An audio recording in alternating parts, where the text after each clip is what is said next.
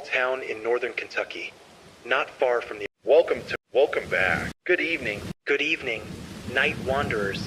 Welcome back to Midnight Radio Horror, where the rain falls soft against your window and the dark hums just a little too close. Tonight's story comes from a quiet operator who worked the graveyard shift at a small town 911 dispatch center. He said the call he received that night wasn't a prank. Couldn't have been, because the number he answered hadn't existed for 10 years. So wherever you are, lay back, close your eyes, and let the rain take over. This is the last call from 911. Story begins.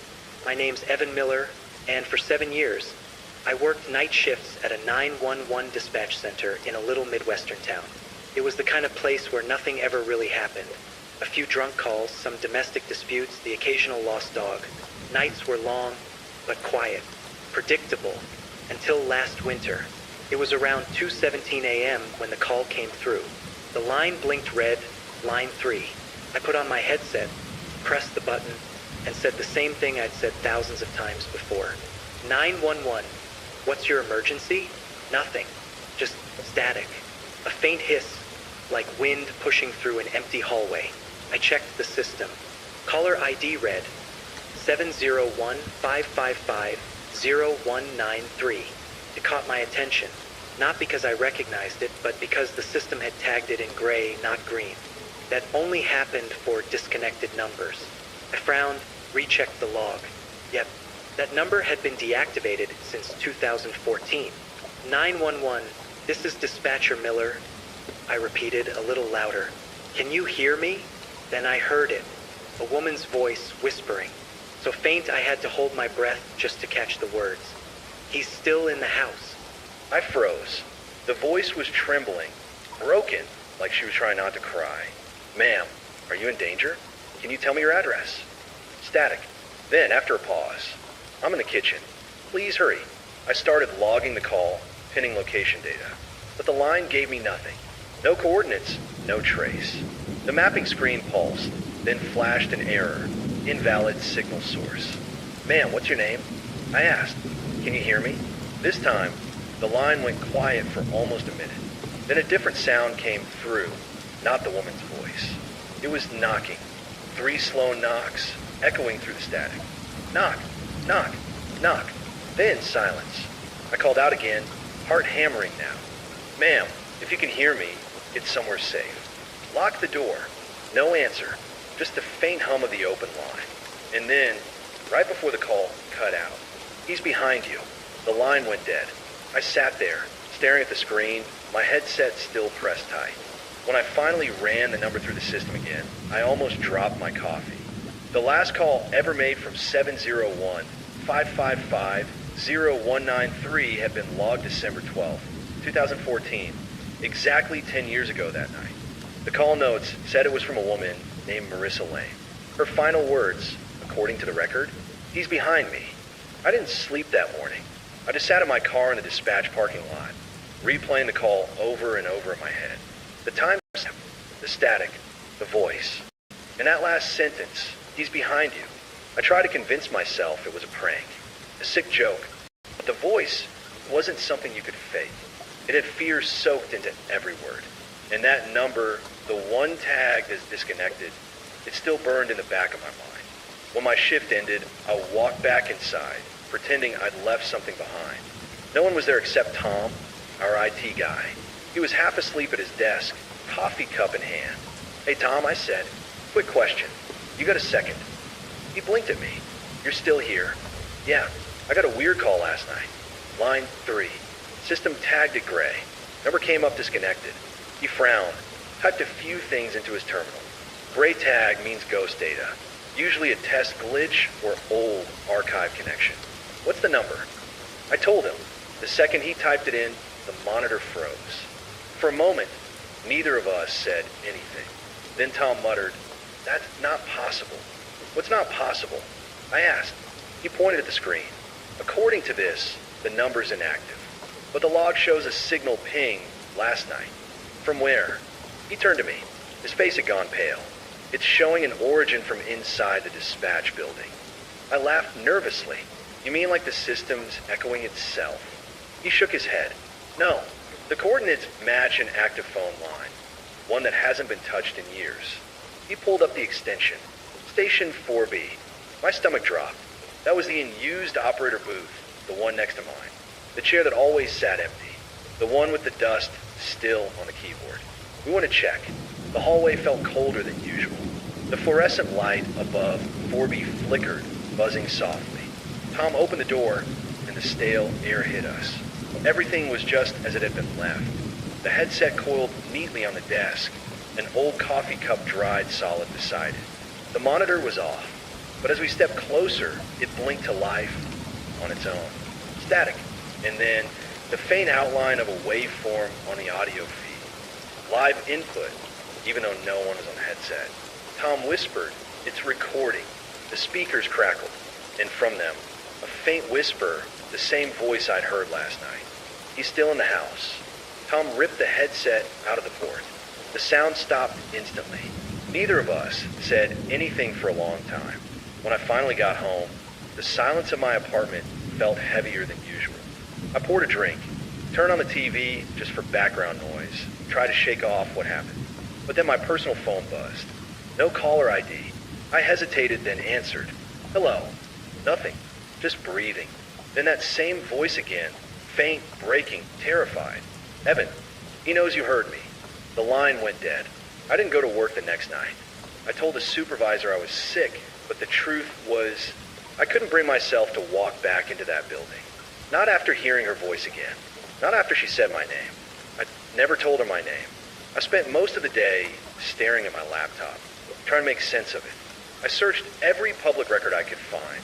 Marissa Lane, 701 area code, 2014 homicide reports, missing persons. After a few dead ends, I found a local article from December 2014. Woman found dead in home after disturbance call. Suspect never identified. The name hit me like a brick. Marissa and Lane, 32. Same town, same night, same last words recorded in the police report. "He's behind me." The deeper I read, the worse it got. She lived less than 4 blocks from the old dispatch center. Her killer was never caught. And the weirdest part? The responding officer who took the call, Detective Thomas Miller. My dad. He died in 2016. A heart attack, they said. But now, for the first time, I started wondering if it was something else.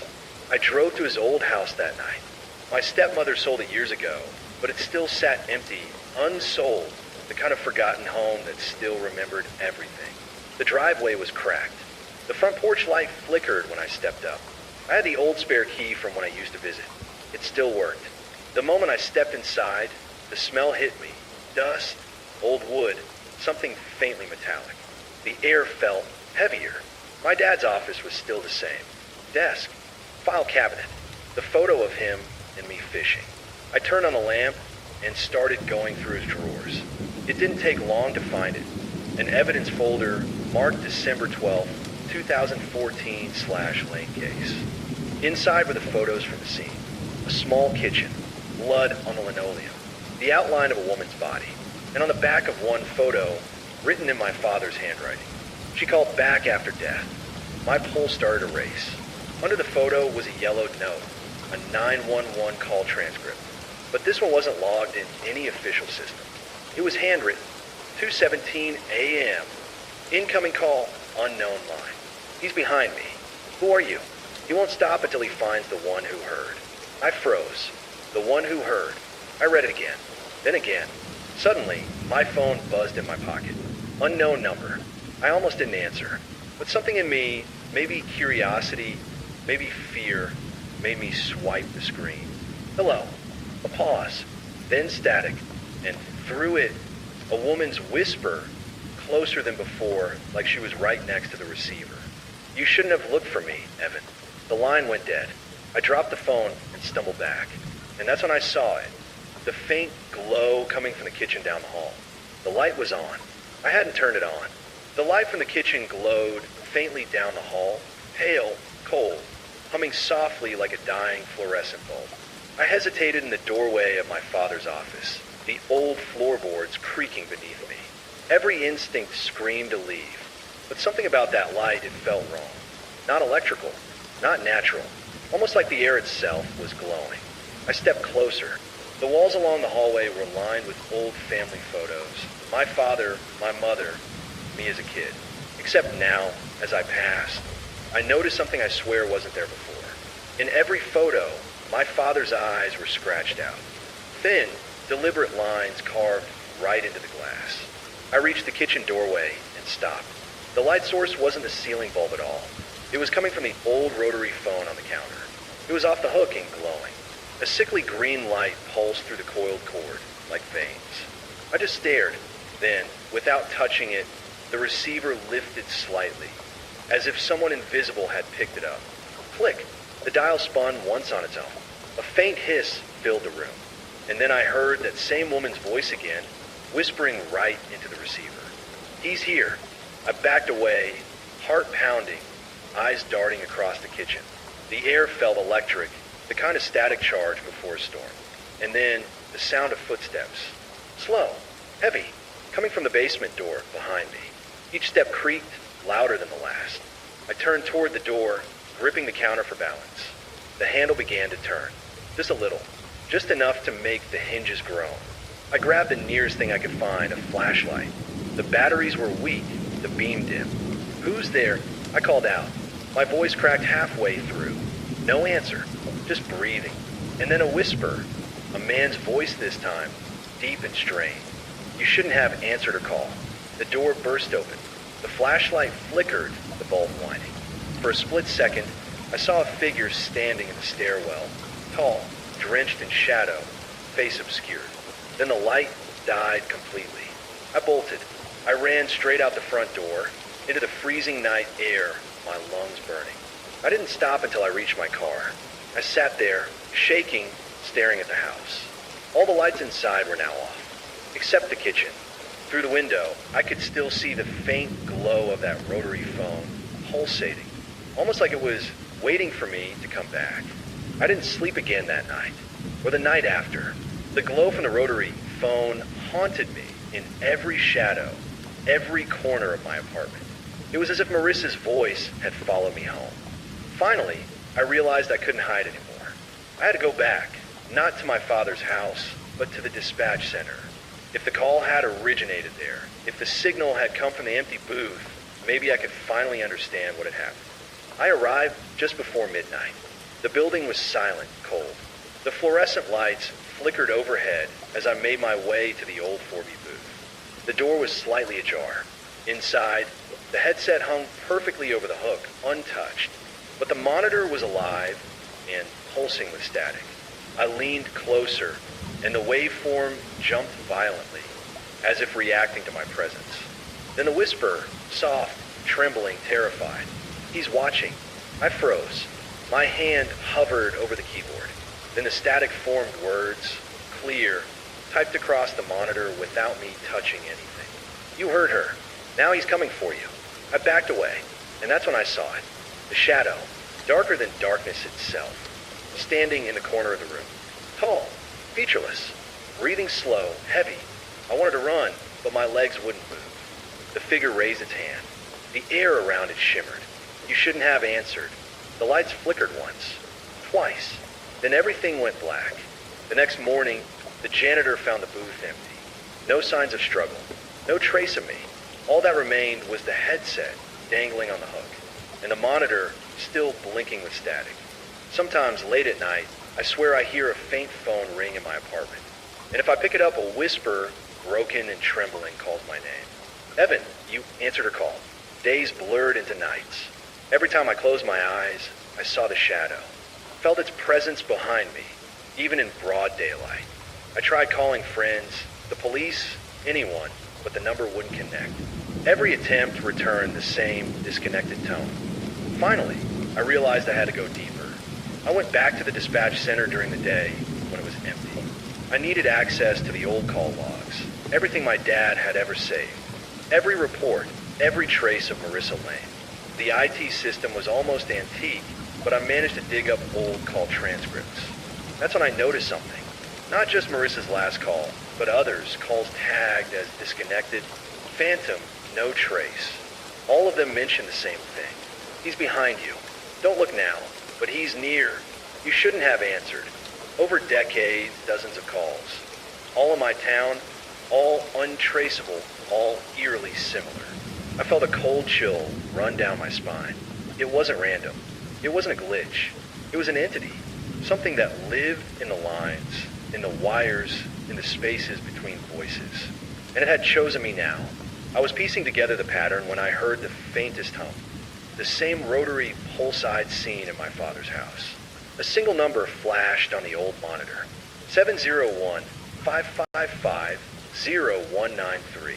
The number was active again. The line was live. I didn't want to pick up, but something inside me, curiosity, fear, obsession, forced my hand. I lifted the receiver. Evan, the whisper was right there, inside my skull now, not through the headset. You shouldn't have answered her call. Static exploded around me. The shadow from the 4B booth flickered into view behind the monitor, growing larger. And then, for the first time, I heard a new voice, deep, echoing, distorted. He's mine now. The lights went out. The building went silent. And the line kept ringing. When I woke up, I was still in the dispatch booth. But something was off. The monitors were all on, flickering between lines of code and static. The time on the wall clock read 2:17 a.m., the exact time Marissa Lane made her last call. The headset was on my head, though I didn't remember putting it there. I could hear breathing on the line. Not mine. Slow. Uneven. Bet. Then a whisper. You're on the wrong side now, Evan. I ripped the headset off and stumbled toward the door, but the hallway wasn't right anymore. The fluorescent lights stretched too far. The walls seemed narrower. Every step echoed like I was walking inside a tunnel. I ran. I didn't even know where I was running to, but I knew I couldn't stay. Then I noticed something glowing at the end of the hall, a small red light blinking. It was the recording room. The door was open, and inside, on the old reel-to-reel player, a tape was already spinning. A voice played from it, my voice. 911, what's your emergency? He's still in the house. Ma'am, stay on the line. He's behind you. Click. Then my voice again. Only this time, older. Slower. Cracked. He's behind me. The tape clicked off. My hands were shaking. I turned toward the glass window, separating the booth from the hallway. And that's when I saw it.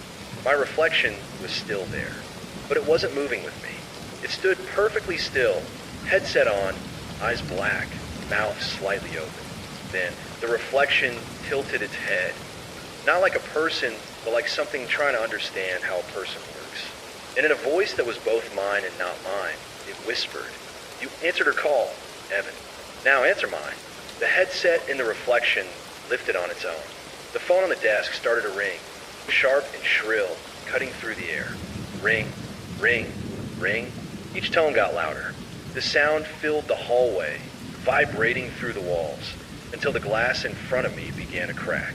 Then from somewhere deep in the static, a final whisper, The line is open. The sound of that ringing drilled through my skull. Each tone sharper, closer, heavier, like the air itself was vibrating. I pressed my hands over my ears, but it didn't help. The sound wasn't just around me. It was inside me. I screamed. The glass finally shattered, exploding outward, shards slicing across my arm. The ringing stopped, and in the silence that followed, I heard breathing again. Right next to me. I turned. The reflection was gone, but in its place, standing inside the booth, was something else. It looked human at first. A man, tall, dressed like one of us. Only his skin was too pale, too smooth like stretched wax, and his eyes were empty sockets filled with static. He stepped closer. The air grew colder. The smell of burning wires filled my nose. You kept the line open, he said, his voice fractured like radio static bent through 1,000 frequencies. That's how we find you. I managed to whisper. He tilted his head like a broken puppet trying to understand fear. Every voice that called for help and was never heard. Every line left ringing. Every dispatcher who listened too long. The monitors around us flickered to life, screen after screen, each one showing a different 911 log. Different times, different years, hundreds of calls, and on every one of them, the same message typed in red letters across the bottom. He's behind you. The figure reached out a hand toward me. It wasn't flesh. It was smoke, static, and screaming faces moving beneath the surface. You can't hang up now, he said. You're part of the line. I stumbled back, hitting the console. The phone began to ring again. This time, the caller ID flashed something new. Calling, Evan Miller. I stared at it. The call was coming from my own number. The ringing grew louder, echoing like thunder. I could hear my voice on the other end, muffled, desperate, whispering the same thing Marissa had said years ago. He's still in the house. The shadow reached through the static and gripped my wrist. Cold burned through my veins. My vision blurred, and then everything went silent, except for the faint, steady hum of the open line. The last thing I saw before the darkness took over was the waveform on the monitor. It was still moving, still recording, still alive. The dispatch center reopened a week later. They said what happened was an electrical surge, that the short circuits caused a small explosion in one of the booths. That Evan Miller, me, was missing, presumed dead. But the thing about rumors in small towns is they spread faster than the truth. And soon, every dispatcher working the night shift started saying the same thing. That after midnight, one of the lines, line 3, would blink red on its own. No call, no number, just a faint sound of breathing on the other end. At first, no one answered, until one night, a new operator named Sarah Dean decided to. She told the others afterward that the voice on the line sounded calm, familiar, like another dispatcher. He said his name was Evan, said he used to work there. The figure reached out a hand toward me. It wasn't flesh, it was smoke, static, and screaming faces moving beneath the surface. You can't hang up now, he said. You're part of the line. I stumbled back, hitting the console. The phone began to ring again. This time, the caller ID flashed something new. Calling, Evan Miller. I stared at it. The call was coming from my own number. The ringing grew louder, echoing like thunder. I could hear my voice on the other end, muffled, desperate, whispering the same thing Marissa had said years ago. He's still in the house. The shadow reached through the static and gripped my wrist. Cold burned through my veins. My vision blurred, and then everything went silent, except for the faint, steady hum of the open line. The last thing I saw before the darkness took over was the waveform on the monitor. It was still moving, still recording, still alive. The dispatch center reopened a week later. They said what happened was an electrical surge, that the short circuits caused a small explosion in one of the booths. That Evan Miller, me, was missing, presumed dead. But the thing about rumors in small towns is they spread faster than the truth. And soon, every dispatcher working the night shift started saying the same thing. That after midnight, one of the lines, line 3, would blink red on its own. No call, no number, just a faint sound of breathing on the other end. At first, no one answered, until one night, a new operator named Sarah Dean decided to. She told the others afterward that the voice on the line sounded calm, familiar, like another dispatcher. He said his name was Evan, said he used to work there. Is this some kind of joke? She'd asked. No, the voice replied. I'm still on shift. She said the static grew louder after that, until it drowned everything out.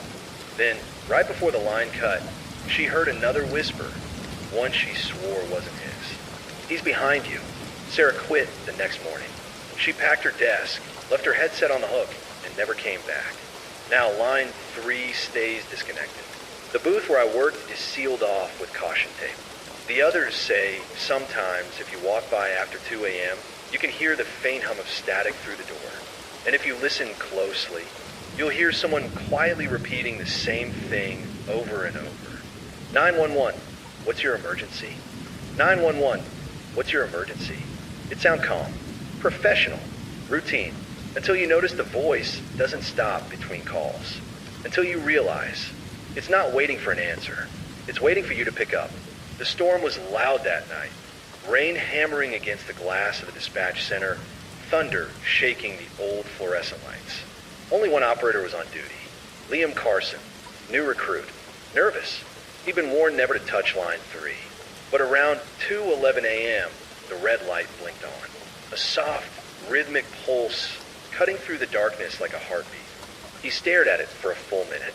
No caller ID, no data on the screen, just that light. He laughed under his breath.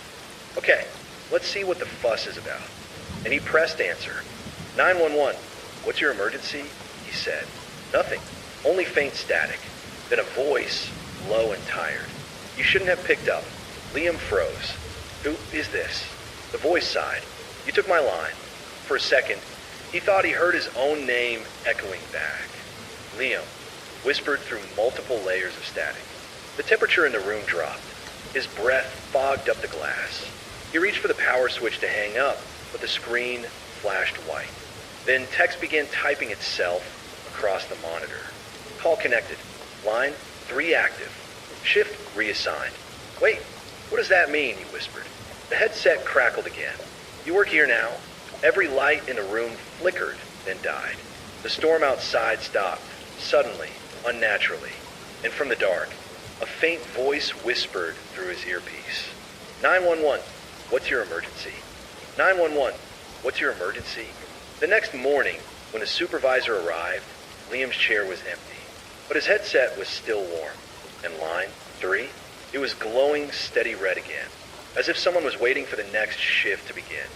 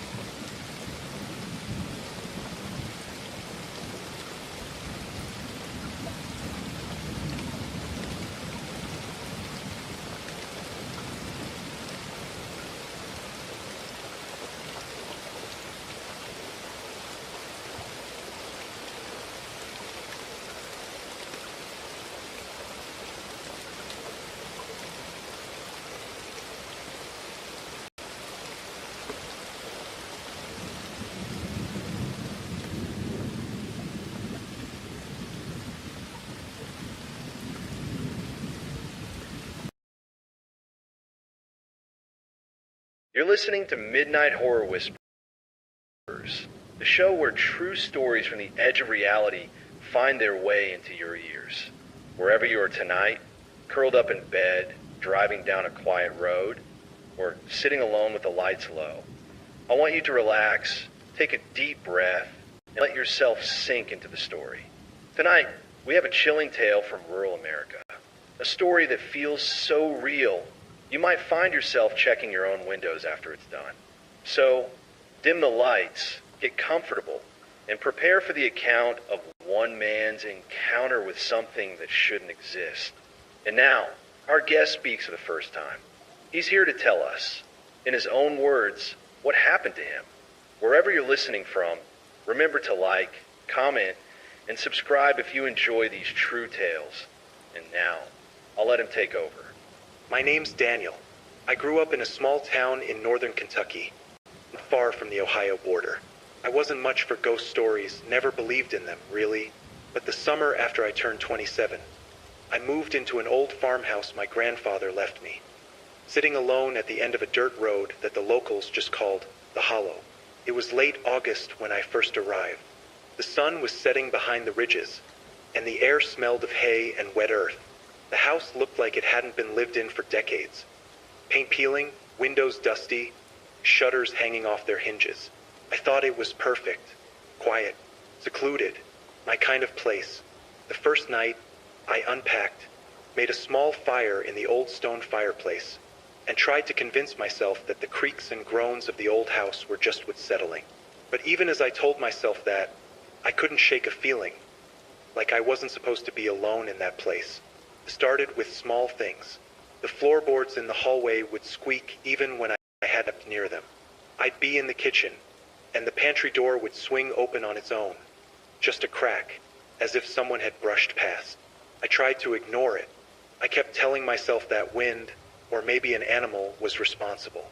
Then I found the first note. It was tucked behind a loose brick in the fireplace. A scrap of yellowed paper with words written in messy, slanted handwriting. Leave before night. I thought it was a prank, or maybe left by my grandfather decades ago as a joke. I laughed, crumpled it up, and threw it in the fire. But the unease wouldn't leave me. That night I heard it, the footsteps, slow, heavy, walking from the hallway to the kitchen, then stopping right behind me. I froze. My heart was pounding. I didn't turn around. I didn't want to know. The next morning, the note was back. Same words, same handwriting, now pressed on the kitchen table. Leave before night. I didn't sleep that night. Every sound was amplified. The wind through the broken shutters sounded like whispering voices. Somewhere upstairs, I thought I heard someone walking across the floorboards, even though the attic had been locked since I got there. Days passed, and the incidents grew stranger. Mirrors would fog up, even when the house was cool. I would wake in the middle of the night to the feeling of someone standing at the foot of my bed, always there, watching, silent. One evening, I went to the barn at the edge of the property. It had been empty for years, and I wanted to clean it up. As I opened the rusted door, I felt a cold wave rush past me, like someone had pushed through the air. Inside, the barn was empty, or so I thought. In the far corner, I saw a figure, a shadow of a man, hunched over like he was kneeling. I called out. No response. When I took a step closer, the shadow disappeared. After that, things escalated quickly. The knocking started. At first, it was occasional on the walls, on the floor, in the ceiling. Then it became constant. Every night, without fail, it would start just after midnight. A rhythm, like a heartbeat, pounding through the house. And then whispering. Names, my name, softly at first, then louder, more insistent. Tried to leave, packed my things. But the moment I hit the dirt road to the main highway, something stopped me. The air grew thick, like the fog in the valley had suddenly dropped, and I could see the farmhouse from the road. But the lights were on. There weren't supposed to be lights on. The place had no electricity connected. Yet through the windows I saw shadows moving. Not me moving, not the wind. Shadows of people, of figures, watching, waiting.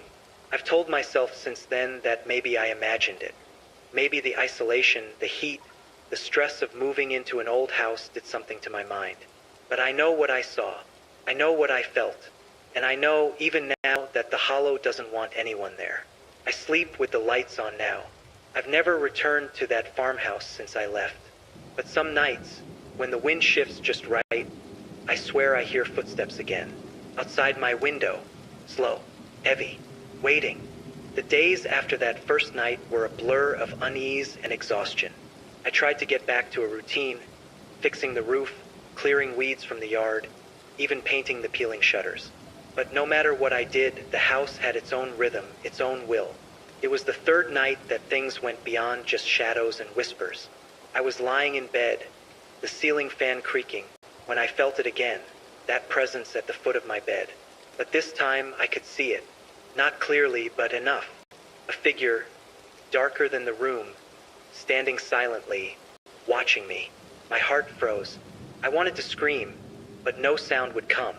My body felt heavy, as though the air itself had turned to lead. I blinked, and it was gone. But the weight didn't leave. I could feel it all around me, pressing in like the walls were closing. I got up, shakily, and went to the window. The valley outside was quiet, empty, peaceful, except for one thing. In the distance, near the edge of the forest, there was movement. Figures, slowly emerging from the tree line. Not running, not walking, gliding, almost. I told myself it was a trick of the moonlight, shadows of trees and branches. I wanted to believe that, but I couldn't shake the feeling that they knew I was watching, that they were waiting. The next morning, I found the second note. Same messy handwriting, same yellowed paper, but this one had changed. It said, "You can't leave." That hit me harder than anything before. I'd felt it before, that fear in my chest, but reading those words made it tangible. The house wasn't just haunted, it was alive, and it didn't want me to go. I began to notice things in the daytime too. Small things like objects moving when I wasn't looking. A chair shifted an inch, a plate overturned in the sink. But more disturbing were the sounds. Footsteps in the hallways during the afternoon, soft at first, then growing louder as if something was pacing, circling me. Sometimes I would hear laughter, low, guttural, almost human but not quite. One night, desperate for sleep, I tried to convince myself that facing it would make it stop. I sat in the living room, flashlight in hand, and called out, "Who's there?" Silence. Then, a whisper so close it felt like it was inside my skull. "Don't leave. Stay forever." I ran upstairs and locked myself in the bedroom. But it didn't matter. That night I saw the walls move. Not slowly, but rippling, like the house itself was breathing. Shapes formed in the shadows. Faces, twisted and screaming silently. Couldn't look away, couldn't move. I was trapped in that living nightmare, paralyzed by fear and fascination at the same time. Days blended into nights. I lost track of how long I'd been there. Food sat uneaten. The mail piled up. When I forced myself to step outside, the air felt heavier, thicker. The valley, the trees, the field beyond the barn. All of it felt wrong, like I'd stepped into a place that wasn't meant for the living. It was during one of those desperate daylight walks that I found the old well behind the barn. The stones were covered in moss, and the water inside was black and still. I don't know why I felt compelled to look, but I leaned over the edge. For a moment, I thought I saw faces in the water. Pale, desperate faces, pressing against the surface from below. I stumbled back, heart racing, and the air turned icy cold. The whispering followed me back to the house. That night, I couldn't sleep at all. Every creak, every shadow, every whisper felt like it was coming from inside me. I tried talking to myself, rationalizing, but it was useless. And then I heard it. A voice, clear and unmistakable, whispering my name from the basement. I don't know why I went down there. Curiosity, courage, or the sheer terror of not knowing. The basement door was cold to the touch. The air inside smelled of damp earth and decay. As I descended the steps, I felt fingers brush my shoulder. Not human fingers. Long, thin, icy. I spun around, nothing. And then I saw it.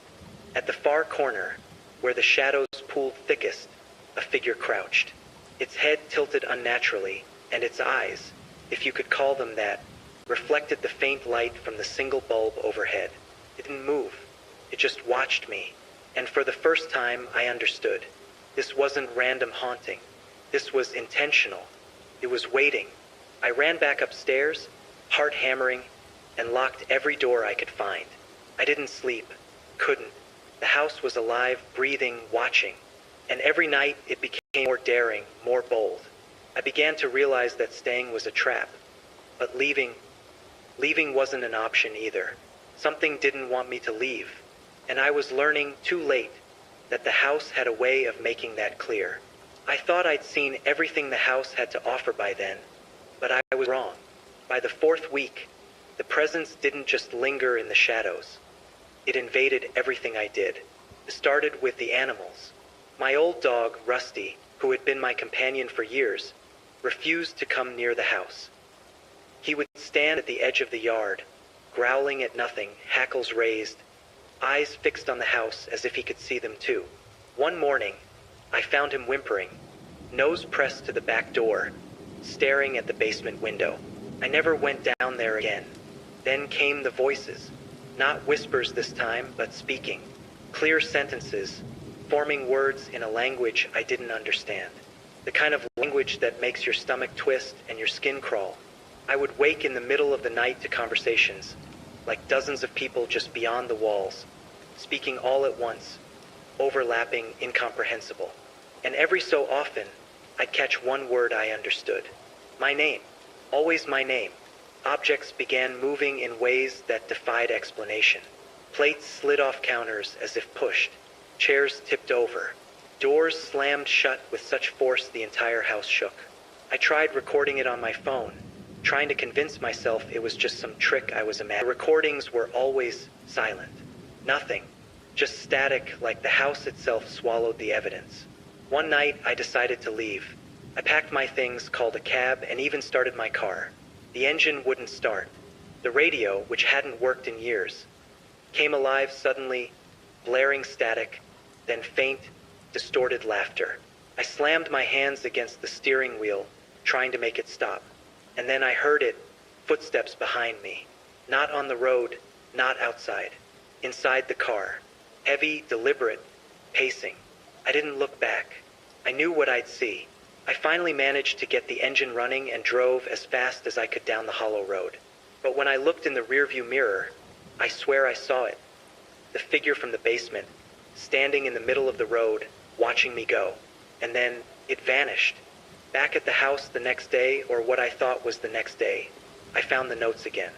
More of them, taped to the walls, scattered across the kitchen table, tucked inside drawers.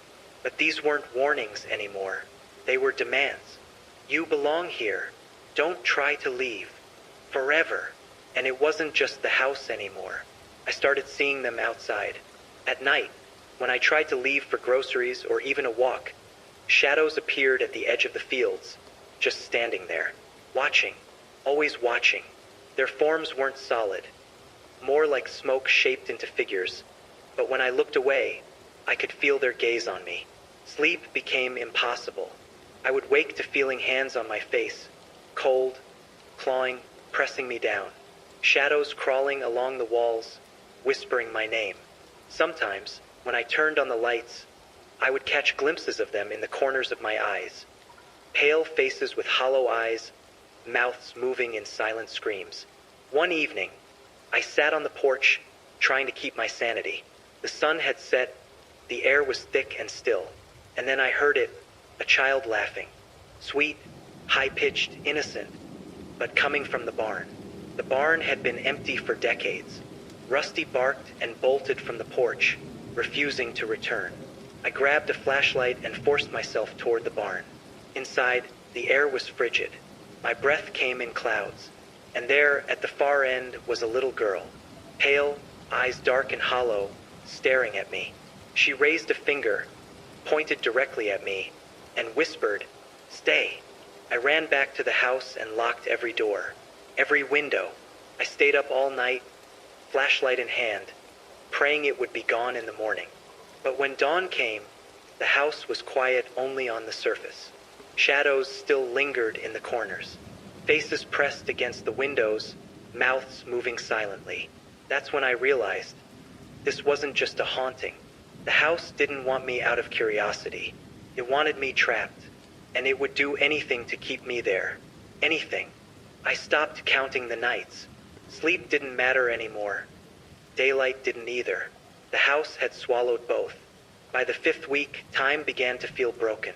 Clock stopped. My phone battery would drain within minutes, no matter how long I charged it. Some mornings I'd wake and the sun would already be gone. As if I'd slept through an entire day I couldn't remember. The house had changed, too. The walls looked darker, as if stained by something seeping through from the other side. The smell of damp earth and rot never left. And the sounds, those were the worst. You'd think it would be the screams or whispers, but no. It was the breathing. I could hear the house breathing, every night. Long, deep, human breaths coming from the walls themselves. I started marking days on the kitchen wall to keep my sanity. But one morning, all the marks were gone. In their place was one message, carved into the plaster: "Stay home." Rusty was gone by then. I found the back door open, his collar lying on the porch.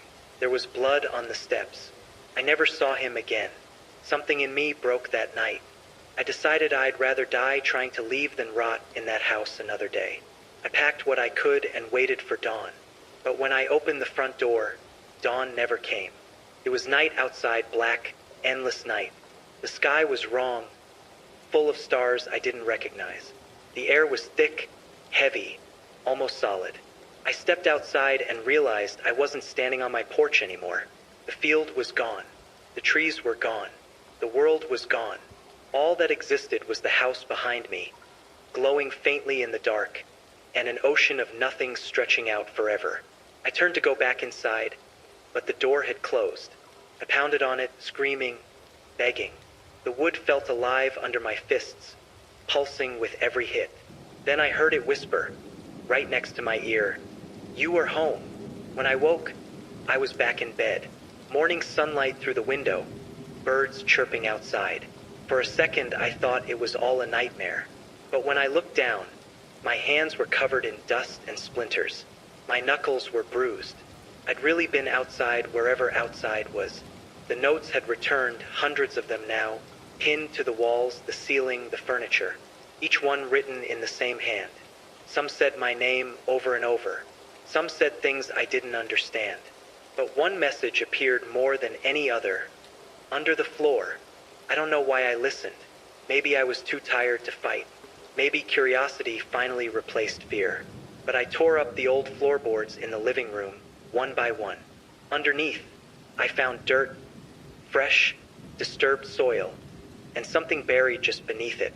It was a box, small, wooden, wrapped in cloth that smelled like mold and iron. Inside were photographs, dozens of them, of people I'd never met. Men, women, children, all standing in front of the farmhouse, smiling faintly, eyes dull and empty. And at the back of the box was a final picture. It was me, standing at the porch, smiling that same empty smile. I dropped the box, stumbled back, and that's when I saw them again. Dozens of figures standing outside the windows, surrounding the house. Every one of them pale, still watching. The little girl was there too, and this time she wasn't alone. They started moving closer, pressing their faces against the glass, their mouths moving in perfect silence. I could see their lips forming one word, over and over, "Stay." The walls began to shake. The house groaned. The air filled with dust and whispers. The photographs from the box scattered across the floor, sliding toward the fireplace like pulled by invisible hands. I watched, frozen, as they burned without flame, curling, blackening, disappearing into the air. And then everything stopped. Silence. Stillness. Not even my own breath dared to make a sound. That's when I heard it, the faintest sound, coming from below the floor again. A heartbeat. Slow. Heavy. Like the house itself was alive, waiting for me to make my next move. I couldn't sleep that night. Every shadow, every creak, every whisper felt magnified. as if the house itself was breathing over me. But I couldn't ignore what I discovered under the floor. The heartbeat. It was calling me, drawing me back. The next evening, I forced myself to return to the living room. The floorboards were still removed, the hole yawning like a dark mouth. The air that rose from it smelled of wet earth and decay. My flashlight trembled in my hand. I knew I had to look. I climbed down into the crawl space. The dirt floor was cold and damp. My fingers dug into the soil as I moved forward, and that's when I saw it. A stone slab slightly raised above the ground. It wasn't part of the foundation, it had been placed there deliberately. Carved into the stone were symbols, strange and jagged, nothing I recognized. The heartbeat grew louder. I swear it wasn't mine anymore. I tried to back away, but the floor beneath me shifted. Not like the wood settling, but alive. Something was moving beneath the dirt. I heard scraping, clawing like nails on bone. I wanted to scream, but no sound came. The slab lifted, or maybe it moved itself. And there, inside a hollow beneath, I saw them, the bodies. Not fresh, not decayed, frozen, preserved in some unholy way. Hundreds of them, stacked carefully, faces still intact, eyes wide open. And then I realized something that made my blood run cold. I recognized some of them. People from the town. People who had gone missing over the decades. And in the very center, lying on a bed of dirt, was me, or what looked like me. Face twisted, eyes empty. I wanted to vomit, to run, to tear my own eyes out, but I couldn't move. I was frozen by the sight. The heartbeat was louder now, inside my skull. Then I felt it, hands. Thin, cold, reaching up from the box, grabbing my ankles, my legs, pulling me down. I fought, clawing at the dirt, trying to pull myself back into the crawl space. The walls seemed to shift, closing in. The hands dragged me closer to the bodies, closer to the slab, and the whispers began. Thousands of voices, chanting in that language I didn't understand, repeating one phrase over and over, "Join us." Somewhere deep in my mind, I remembered my grandfather's warning, something he had muttered once as a joke, or so I thought, about the hollow and the farmhouse. Something about it feeding, something about it never letting anyone go. I kicked and twisted, finally breaking free, crawling out of the crawl space, falling onto the living room floor. My flashlight skittered across the room, and then I saw it, the walls, covered in shadows, not human-shaped, more like liquid darkness, moving, swirling, reaching for me. I grabbed my coat, my keys, anything I could take, and ran to the door. But when I opened it, there was nothing. No yard, no dirt road, no morning sunlight. Just blackness. And the figures, the pale, hollow-eyed figures, all around me silently pressing in. The little girl at the center pointing, smiling. I screamed. And then, just like that, I was back in bed. Morning sunlight pouring through the windows. Rusty nowhere to be seen. My heart was racing so hard it hurt. I thought it was over. I thought I had dreamed it all. But when I looked at the living room floor, I saw it. A single note, scribbled on yellowed paper. Welcome home. I knew then, in a way I can never explain, that I had not left. That I would never leave. And the house, it had chosen me. Chosen me to join them. To be preserved, waiting, for the next unsuspecting soul to arrive. After that night, I stopped trying to leave. Couldn't. Every attempt, every plan, ended the same way. I woke back in my bed, the sun streaming in like nothing had happened, and the house waiting, patient, omnipresent. I began to notice things I hadn't before. The mirrors in the house. They weren't reflecting me. They reflected the house, yes, but not me. Sometimes, when I looked long enough, I would catch glimpses of the figures behind me in the glass, watching, always watching, their hollow eyes boring into my back. The sounds became unbearable. The whispers escalated into chanting. Footsteps paced the floor above me, circling, never stopping. And then the scratching began. Nails on wood, walls, floorboards, as if the house itself were trying to tear its way open from inside. I tried to communicate with them, in the only way I could think. I spoke aloud, begged for mercy, pleaded to leave. And one night, I heard a response. A voice, deep, low, echoing, from the walls themselves. You belong. The air turned thick, hot, and heavy, and the shadows started to move on their own. They swirled around me, forming shapes, distorted, impossible angles, faces I recognized and faces I did not. The little girl appeared again, floating above the floor, pointing at me, smiling that same empty smile. Then the room shifted. The walls stretched, warped, turning into a corridor that seemed to go on forever. I ran, even though I didn't know where I was going. I screamed, but no sound came. The floor pulsed beneath my feet, rising and falling like the beating of a great heart. I could feel it in my chest, in my skull, as if the house had become a part of me. Somewhere along the way, I saw the photographs again. They floated in the air, spinning slowly, showing images of everyone who had entered the house before me. People I recognized from town, strangers, faces smiling, faces twisted in terror. And in the very center, my own photograph appeared, slowly decaying, eyes darkening. I don't know how long I ran through that endless corridor. Time lost all meaning. Every step I took was mirrored by shadows, by whispers, by cold, crawling hands. The house was alive, aware, feeding on my fear. And somewhere in the distance, I could hear a laugh, low, guttural, as if it had been waiting decades for me to arrive. By the end of that night, I realized something I hadn't dared to admit. The house didn't just want me there. It wanted me to see, to understand. It wanted me to join. And no matter what I did, no matter how I ran, how I screamed, how I begged, I couldn't escape. I've tried to rationalize it since. Isolation, stress, sleep deprivation. Maybe I'm losing my mind. But I know the truth. And if you ever come across that farmhouse at the end of the hollow, don't go in. Don't look at the windows. Don't stay. Because once you do, it's already too late. By the time the 7th week came, I stopped keeping track of days entirely. I didn't eat much. I didn't drink much. The house had me, body and soul. Every step I took, every breath I drew, felt like it belonged to the walls themselves. It started with the shadows becoming solid. Not just forms, not just glimpses in corners, but full figures, moving through the house as if they had weight. They walked the halls, stared through the windows, leaned over furniture.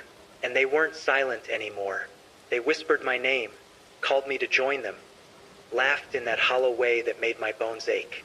The little girl appeared again, only she wasn't alone. There were others with her now, pale, hollow-eyed children, standing silently in the corners, their eyes following me, their smiles empty and cruel.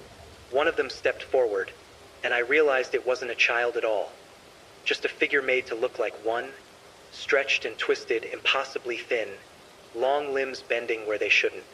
And then I heard it, the heartbeat, not the quiet one from before, but loud, deafening, like the house had become a living thing with one massive, monstrous heart. The floor beneath me throbbed in time with it. I fell to my knees, pressed my hands over my ears, but it didn't stop. I could feel it in my chest, in my skull, in my very bones. I tried to run, but the walls shifted again, turning the rooms into endless corridors. The doors I tried to open led nowhere, only deeper into the maze. And the shadows followed, circling, moving, always just beyond the reach of the flashlight I held in trembling hands. That's when I saw them, the faces, hundreds, maybe thousands, pressed into the walls themselves. Not painted, not drawn, living faces. Silent, expressionless, eyes staring through me, mouths moving in slow, dreadful motions. They were the people who had come before me, and I knew with absolute certainty that I was next. I screamed until I couldn't scream anymore. I ran until I couldn't run anymore. And then I felt it, the hands again, cold, rigid, clawing at me, dragging me toward the center of the house. I fought, twisted, kicked, but I couldn't break free. The shadows, the walls, the very floor were alive, holding me, shaping me, pulling me down. And the little girl, she floated above me now, pointing, smiling, her eyes empty pits of nothing. Around her, the other figures closed in, circling, whispering, chanting, reaching, pulling, dragging. And I realized, in a moment of horrifying clarity, that I wasn't just trapped. I was becoming part of the house. The heartbeat swallowed me, the whispers consumed me, and as the shadows pressed closer, I knew I would never leave. Not really. The house had claimed me, and I understood, finally, the truth my grandfather had hinted at. The hollow doesn't just haunt, it feeds, and it waits for those foolish enough to step inside its walls. I don't remember how long it's been. Days, weeks, maybe years, I can't tell anymore. Time doesn't exist in the hollow. The house has no regard for it. It only exists to feed, to trap, to consume. I am still here, not fully myself. The shadows and the walls, the whispers and the heartbeat, they've made me part of the house. I can feel it in my chest, in my limbs, in my thoughts. Sometimes, I catch glimpses of my old body lying in the photographs, the empty-eyed version, waiting silently beneath the floorboards. And sometimes, I see new faces, strangers, foolish people who came too close, peering through the windows, and the house smiles for them, silently, hungrily. I've tried to warn people.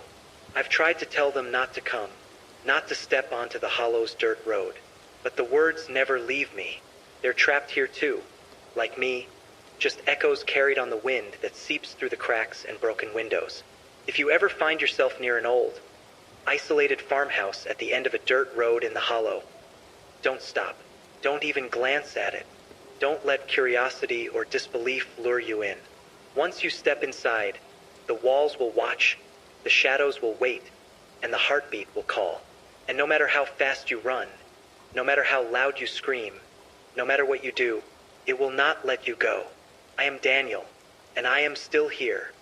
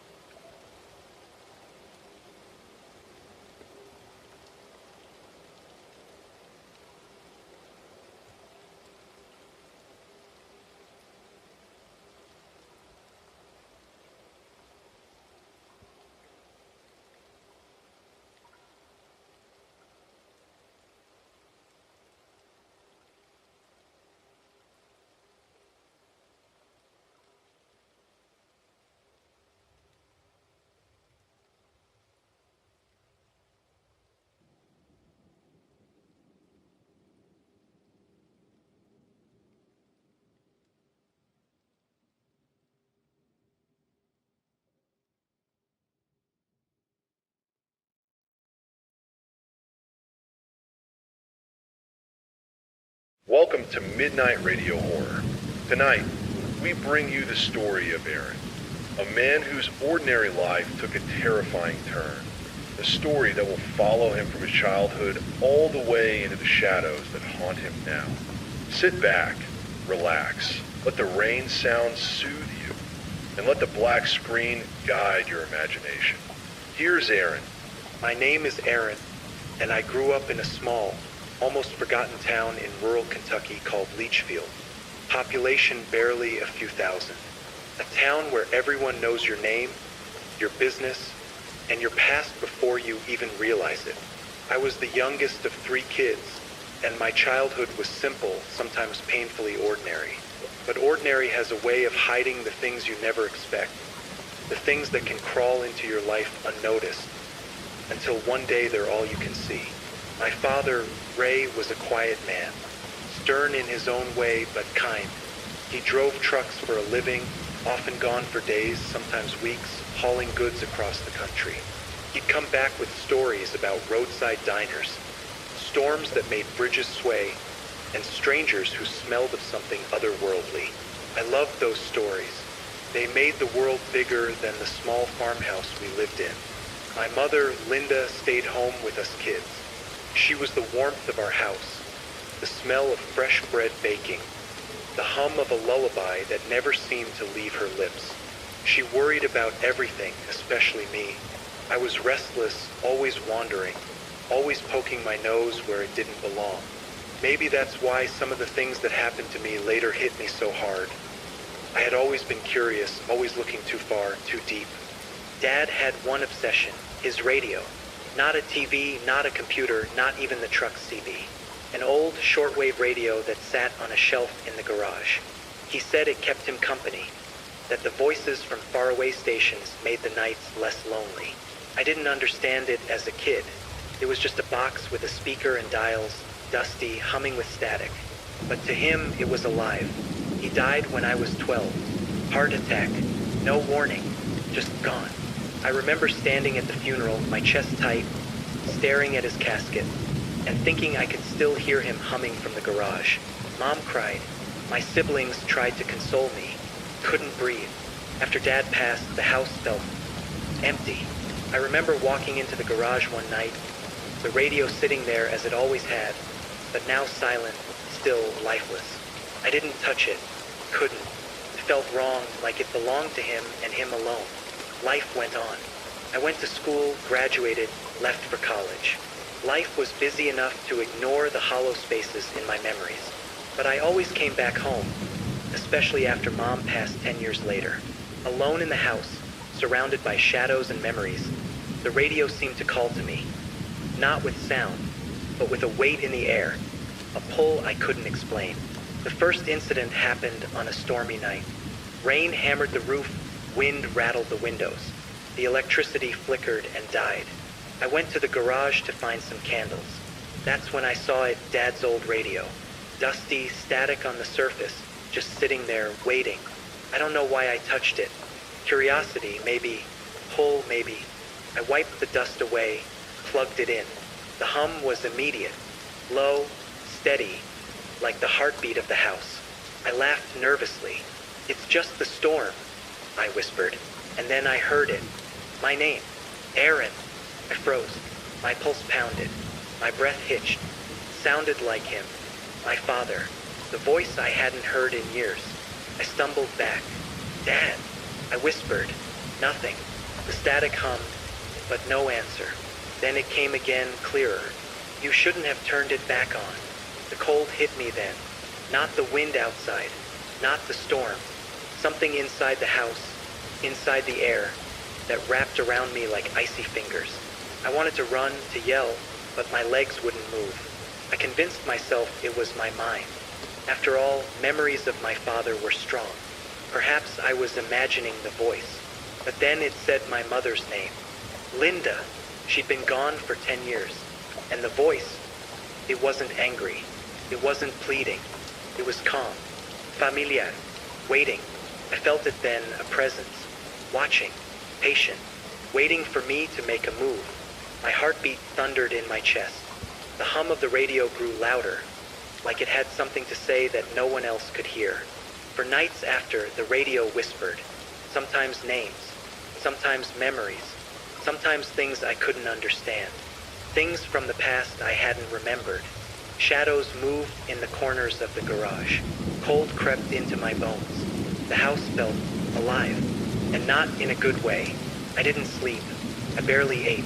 Every night, around midnight, the voices returned. Sometimes Dad, sometimes Mom, sometimes both. Sometimes something new, something darker. I knew then that the radio was more than a radio, that something in it, or something connected to it, hadn't left with my parents, that it had been waiting, and now it was reaching for me. And that's how it all began, with a storm, a dusty old radio, and voices that shouldn't exist anymore. Voices that were mine to hear whether I wanted to or not. The first night I realized it wasn't just imagination. The first night I knew something was reaching through the static. Started like any other stormy evening. Rain pattered against the roof, wind rattling the old windows. I had been in the living room, mindlessly scrolling through my phone, trying to distract myself from the unease that had become normal in the house. It was around midnight when I heard it. Not the hum I was used to, but a whisper. My name. Clear. Aaron. I froze. The hair on my arms stood on end. My pulse raced. My body wanted to run, but my curiosity, or maybe my denial, kept me rooted. I whispered back, Dad. Silence. Then the whisper returned, slightly louder this time. Closer. Not from the garage, not from the walls. From everywhere. From nowhere. Aaron. I swallowed hard, feeling a cold trickle down my spine. The room seemed to stretch. Shadows lengthened unnaturally. I reached for the radio, though I knew it was unplugged, powerless. The moment my hand touched it, a low hum surged through the room. Not from electricity, not from sound. Something deeper, vibrations that rattled my bones. And then I heard another voice, softer, almost a sigh. My mother's. Aaron. Couldn't breathe. I stumbled backward, colliding with the couch. My heart felt like it would explode. My mind raced, trying to rationalize it. Old memories? Stress? Sleep deprivation? But then the voices merged, overlapping, calling, coaxing, whispering fragments of memories. Childhood birthday parties, scraped knees, bedtime stories. Then things I didn't recognize, things I couldn't explain. I wanted to scream. I wanted to flee, but something held me there, gripping me with a cold, invisible hand. I sat on the floor, hugging my knees, listening. Then the air shifted. The room grew colder. Frost formed along the edges of the windows, curling like spiderwebs. My breath fogged in the air, and then I saw movement. Shadows shifting, stretching across the walls. Not my own.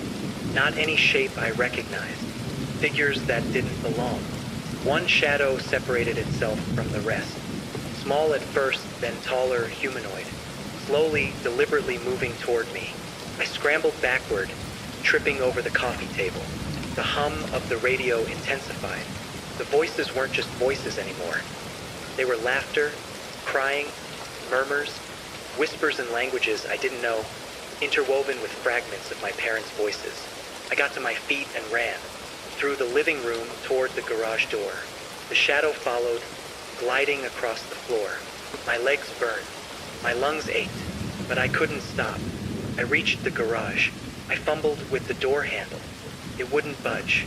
Cold air gusted in through the cracks, carrying whispers I could almost understand. Aaron, come with us. And then I felt it, a touch. Not soft, not gentle, but firm, cold, pressing against my shoulder. I spun around, expecting something, but nothing was there. My flashlight, dead.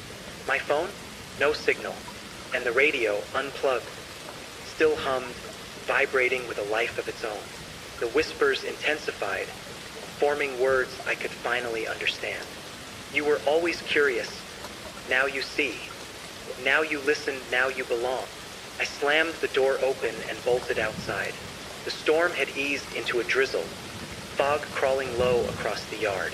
The air was thick, heavy. I stumbled over wet grass, heart hammering. Then I stopped. Something drew my eyes to the old oak tree at the edge of the yard. Fog curled around it, moving like fingers. And there, just beyond the mist, I saw them, silhouettes. Not fully human, not fully shadow. Watching, waiting. A whisper floated on the wind. "Aaron, you're ours now." I don't remember how I got back inside. Only that I collapsed on the couch, soaked, shivering uncontrollably. The radio sat in the corner, silent, seemingly harmless. But I knew better. Every night since, the voices returned. Some nights just whispers. Some nights, full conversations. Sometimes laughter. Sometimes screams. Sometimes a lullaby that turns cold and sharp, like broken glass sliding across my skin. And every night, I see shadows. Not always in the same place. Not always the same shape. But always watching, waiting, patient. I've tried to explain it, to rationalize it, tell myself it's grief, sleep deprivation, stress, but it's not. The radio isn't just a radio. The voices aren't just memories. And I know now, the past doesn't stay buried. It reaches, it waits, calls. And tonight, I know it will call again. After that first terrifying night, I couldn't ignore what was happening. I couldn't pretend it was just my imagination. I knew that radio, my father's old shortwave, had a presence, a will, something that wanted to reach me. I didn't know why. I didn't know how. But I knew I had to understand it, even if it scared me more than anything else I'd ever faced. The next morning, I started with research. I dug through Dad's old notebooks, the ones he kept in the garage beside the radio. Handwritten notes about frequencies, call signs, distant stations, and strange occurrences he never told anyone. Some of the pages were illegible, smeared with what looked like water stains or maybe sweat. He'd circled certain frequencies in red ink, always noting the same thing: unstable, dangerous. I wasn't sure what he meant. Dangerous how? To whom? But I felt it already. Whatever my father had encountered, I was stepping into it now. That night, I turned the radio on again. I carefully tuned it to the frequency Dad had circled in one of the notebooks. Static filled the room, but beneath it, I could hear faint whispers, names, places, fragments of conversations I didn't recognize. Then it spoke, clearer than ever. My father's voice. "Aaron, you found it." I froze. The hairs on my arms and neck stood on end. "Dad, what is this?" I whispered. The static swelled. And then my mother's voice joined him. Soft, almost mournful. "You shouldn't be here." The voices weren't just memories anymore. They had intent. They weren't comforting or nostalgic. They were warning me, guiding me, or maybe testing me. I decided I needed to record everything. I set up an old tape recorder on the garage shelf, right beside the radio. If this was real, if what I was hearing wasn't my mind breaking, I needed proof. I needed to understand. Hours passed. The storm outside returned, wind howling against the house. The radio hummed steadily, then whispers, first indistinct, then clear. "Aaron, come closer. See the truth." I leaned in. The static thickened, almost choking me with sound. And then, in a split second, I saw it. A figure barely visible standing behind the radio. It wasn't fully human, but it wasn't fully shadow either. Seemed waiting, patient, watching. I stumbled backward. My hands shook. The recorder continued to click and whir, picking up every whisper, every breath, every chilling syllable that formed words I couldn't comprehend. For weeks, I listened to the recordings. Every night the voices changed, evolved, revealing snippets of my father's experiences. Memories I didn't know existed, secrets of the town, the house, even the radio itself. One night, the voice said something I couldn't ignore. "You must leave before it takes more than your curiosity." Curiosity, that's what had always gotten me into trouble. And I realize now it might be the thing that destroys me. Then objects in the garage began moving on their own. The radio itself would tilt slightly, as if reacting to the voices. My father's tools clattered off the workbench. scattered across the concrete floor, and I wasn't imagining it. The tape recorder picked it all up. Metallic clanging, faint whispers, urgent murmurs. I tried to leave the garage once, but the door wouldn't budge. The air was heavy, thick, almost viscous. Cold seeped into my bones, freezing my movements, locking my breath. And then I felt it again. A presence brushing against my shoulder, circling me, invisible yet tangible. It was then I understood. The radio wasn't just transmitting voices. It was a gateway, a conduit to something beyond, something that had been connected to my father, and now, through me, it wanted more. Couldn't sleep. I barely ate. Days blurred together, but the recordings continued. They told stories, whispers of places my father had never visited, warnings of things I couldn't yet see, instructions in languages that made my stomach twist. One night, I dared to follow them. The static formed shapes, faint shadows in the corner of the garage. They pointed toward the back wall, and there, behind the old storage shelves, I found a hidden compartment. Inside, a collection of papers yellowed with age, diagrams of the radio frequency charts, symbols I couldn't recognize, and photographs, black and white images of my father standing beside a man I didn't know. A man with eyes so dark, so hollow, it felt like they could swallow me whole. The voices grew frantic, excited. My father's voice pleading, my mother's voice warning. I realized in that moment that whatever this was, it was alive. It watched. It learned. It had been watching my father long before me, guiding him, testing him, maybe even controlling him. I left the garage that night with a pounding heart. I couldn't tell anyone. The town would call me crazy, but I knew the truth. I had touched something old, something patient, something hungry, and the radio, it hummed softly in the dark, waiting. After discovering the hidden compartment in the garage, I couldn't sleep. Every night, the radio hummed, the whispers creeping into my dreams, lingering in the shadows of my room. I started keeping a notebook, trying to write down every word, every sound, every fleeting shadow I caught out of the corner of my eye. The first time it touched me directly, I knew this wasn't just some trick of the mind. I was in the garage, sitting on the concrete floor, flashlight shaking in my hand, tape recorder beside me. The static grew louder than usual, almost drowning out my own breathing. And then I felt it, a hand. Not cold, exactly, but heavy, icy, like metal pressing against my skin. I spun around. Nothing. My flashlight flickered. The air smelled of something metallic, like blood, but faint, old, decaying. The radio clicked on by itself. A low, deliberate hum filled the garage. Then the voice came. Not my father's this time. Not my mother's. Something new. Something older than the house, older than the town. A voice that rasped like dry leaves scraping concrete. Aaron, you are here, finally. The hairs on my neck bristled. My knees buckled. I realized I wasn't just hearing it. I was feeling it. Every nerve in my body screamed, warning me to flee. But I couldn't. My curiosity, my obsession had me pinned. The tape recorder picked up words I could barely understand. The static formed shapes, almost like letters, twisting in the air around me. I reached out, trying to touch them. The second my fingers brushed the air, the temperature dropped sharply. My breath came out in thick clouds, and then I felt it again, brushing against my shoulder, moving down my arm, cold and insistent. I fell backward, crashing into the workbench. Tools scattered, the hum of the radio rising, voices overlapping. I couldn't tell one from the other.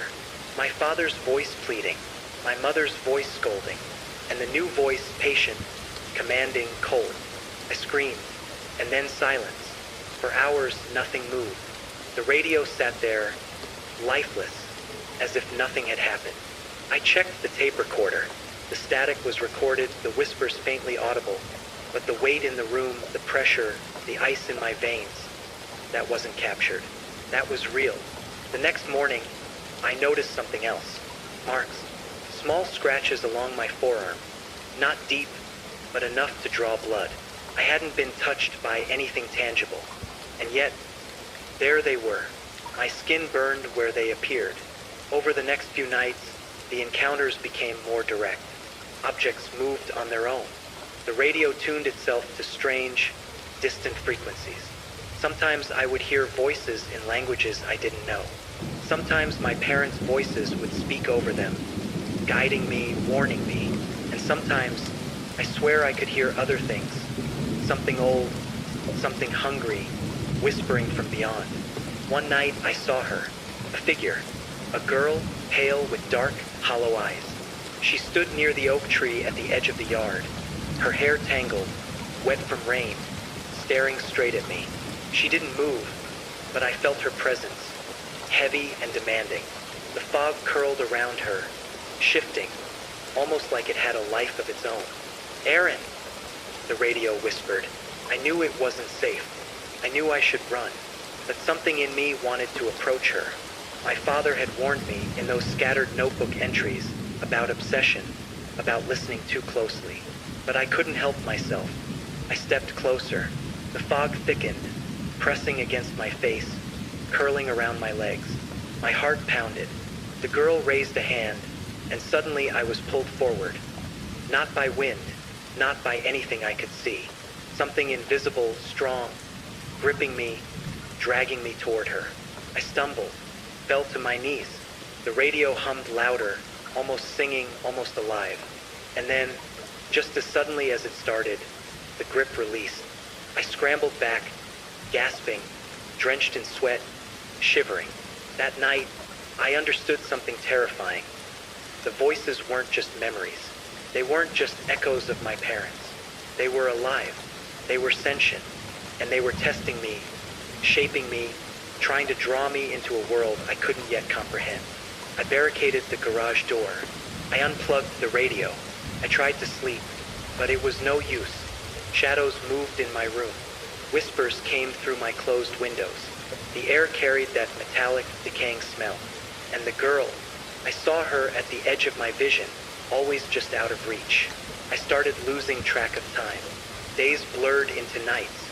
Sleep became impossible. I was trapped in a waking nightmare, and the radio never stopped. I knew I had to confront it. I knew I couldn't keep hiding, but I had no idea what I was dealing with. No idea how powerful it was, and no idea if I would survive the night. After that night, after the girl appeared at the edge of the yard and the radio hummed with its strange life, I realized I couldn't ignore it anymore. Whatever was in that radio, whatever had been tied to my father, it wasn't just content with whispers or shadows. It wanted attention. It wanted control. I started keeping a journal, writing every event, every word, every sound, every movement. Because if I went insane, I needed evidence. Proof that this wasn't just grief or stress or isolation talking. It began subtly. I'd hear footsteps in the living room when I was alone. Not the creak of the floorboards, but deliberate steps, pacing, circling me. The radio, unplugged, would suddenly click on. Static, low at first, then forming words I could almost understand. "Aaron, you shouldn't be here." I would look around, heart hammering, but there would be nothing. Only the fog creeping along the corners of the room. The shadows stretching longer than any light source should allow. Then came the knocks. First, I thought someone had broken in. 3 short raps on the window, 3 on the garage door. But the doors were locked. No one was outside. The rain had stopped. The night was silent, except for the insistent tapping. I got close to the radio, and that's when I felt it again. A touch, soft but firm, on my arm. Cold. I spun around, but nothing was there. And then I heard her laugh. Lydia. Soft. Musical. Innocent at first. But underneath it, a rasp. A hunger. I tried leaving the garage, but the door wouldn't budge. The shadows moved differently now. Following me, converging, almost forming shapes. Faces. Not fully formed, but enough to make me recoil. One of them looked like my father, twisted, shadowed, watching me. The radio hummed louder, vibrating through the floor, and the girl, Lydia, appeared again. this time inside the garage. Fog wrapped around her like a cloak. Her eyes were hollow, her skin pale, almost transparent. She didn't speak. She just stared, waiting. I fell to my knees. My notebook slipped from my hands. The papers scattered. And then I understood. She wasn't just a figure. She was part of the radio, part of the static, part of something older than my family, older than the house. I tried shouting at her, "Leave me alone." Nothing. And then she smiled. I don't think you can understand what that smile looked like. It wasn't friendly. It wasn't human. It was patient. Promised something. Pain, probably. Maybe death. But it also beckoned. From that night on, I couldn't sleep in my own bed. Not without the radio playing. Not without the static, the whispers, the lullaby. I started hearing voices everywhere. The fridge hummed. The television emitted static even when unplugged. The air conditioner whispered my name. And Lydia, always Lydia. Waiting, watching, learning. I became obsessed. Obsession replaced fear. I needed to understand her. I needed to know why she was here, why she had chosen me. And the radio, the cursed, humming, alive radio, became my only guide. One night, I traced the frequencies again, searching for her, listening to her. And this time, I understood her language, not words exactly, but feelings, images, memories, whispers of events I hadn't lived, places I hadn't been. But they felt real and horrifying. She showed me things. A man disappearing into a cornfield, screaming, never found. Children laughing in a pond, their eyes hollow. A farmhouse collapsing, its inhabitants trapped inside. And all of it tied to that radio, tied to whoever she was, tied to the shadows that crept behind me even in daylight. The physical manifestations increased. My bedroom walls would sweat, doors slammed, windows rattled violently even without wind. Objects flew. I once woke up to my chair being thrown across the room. No explanation, no one around, but her presence was undeniable. I began to lose myself. Hours blurred into days, days into nights. The radio never stopped. Lydia never left. And I knew deep down she never would. I reached a breaking point. I decided to confront her. I grabbed the radio and carried it outside during a storm. Rain poured, wind howled, lightning flashing across the sky. I held it up and screamed, "Enough! I'm done listening. I'm done." And for a second, silence. Then the hum returned, louder than ever, and I felt her standing behind me, hands on my shoulders. I didn't turn, couldn't. I wanted to die, but I didn't. "Aaron," she whispered, "you can't leave. Not yet." The radio slipped from my hands. It hit the ground. Static exploded into the storm. And then she vanished. For a few hours it was quiet, almost peaceful. But I knew it was temporary. I had looked into the darkness and touched it. And it had touched me back. And now, it's just a matter of time before she returns. The silence didn't last. Never does. 2 nights after the storm, I woke up to find the radio back on my desk, plugged in, turned on. I never brought it back inside. At first, I thought maybe I had done it myself. Sleepwalking, maybe. But the cord, it was melted, like it had been burned through and fused to the wall outlet. And yet, the static buzzed on, loud and alive. I sat there, staring at it in the dark, every hair on my body standing on end. The clock read 3:13 a.m., the same time my father used to wake up screaming. That number, 313, it kept showing up. On receipts, on my phone battery, once even carved into the frost on my truck windshield. And then that night, Lydia spoke again, but not from the radio, from behind me. "You shouldn't have left me in the storm." I froze. My throat went dry. I turned around, and she was there. Not fog this time, not some faint outline. Full, almost human. Her hair was wet, sticking to her face. Her dress was tattered, soaked through. Her eyes were pure white. No pupils, no emotion. Just an emptiness that felt older than time. "You can hear me now," she said.